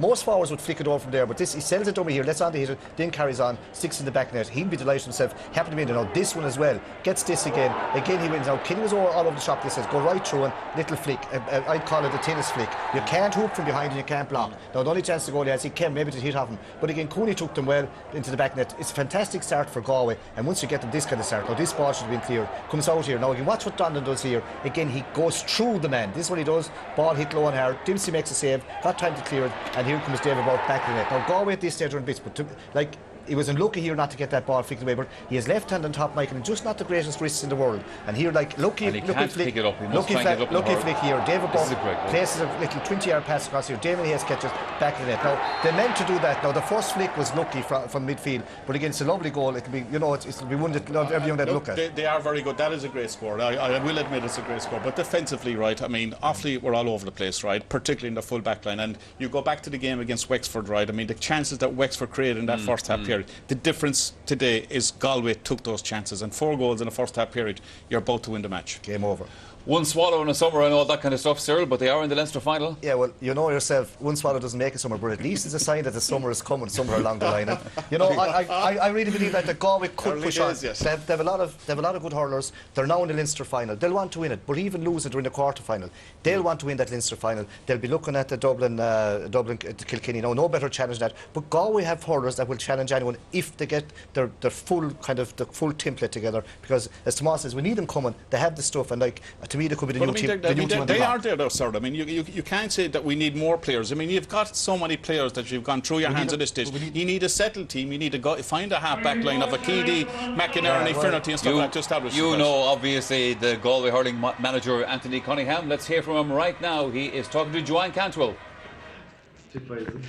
Well, Anthony, congratulations. How happy are you with that? I would be happy any day you get over and get into a Leinster final, get over the semi-final. We were happy with our display today. We'd have a bit of work to do, no doubt. We'd probably be unhappy there. We probably conceded some scores there that we'd be looking hard at. But look at it's a great win for the lads. They've done everything we've asked, but we would need to improve to get over a Leinster final.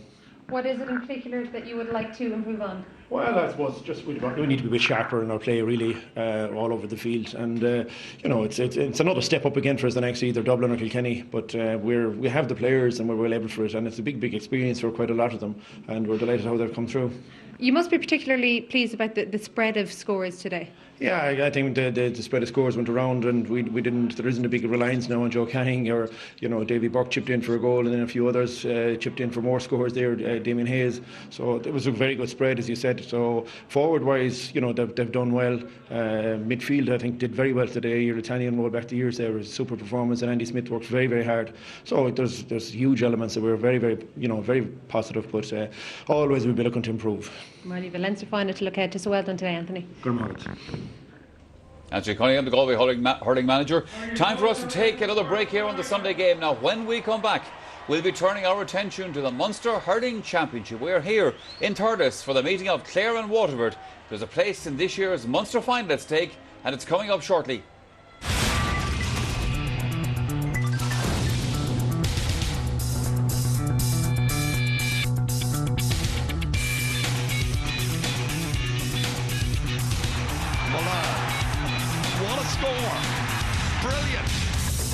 Has it again. Oh, what a goal! And Ken McGrath marks his return. And Waterford beat Clare and reached the 2010 Munster Hurling final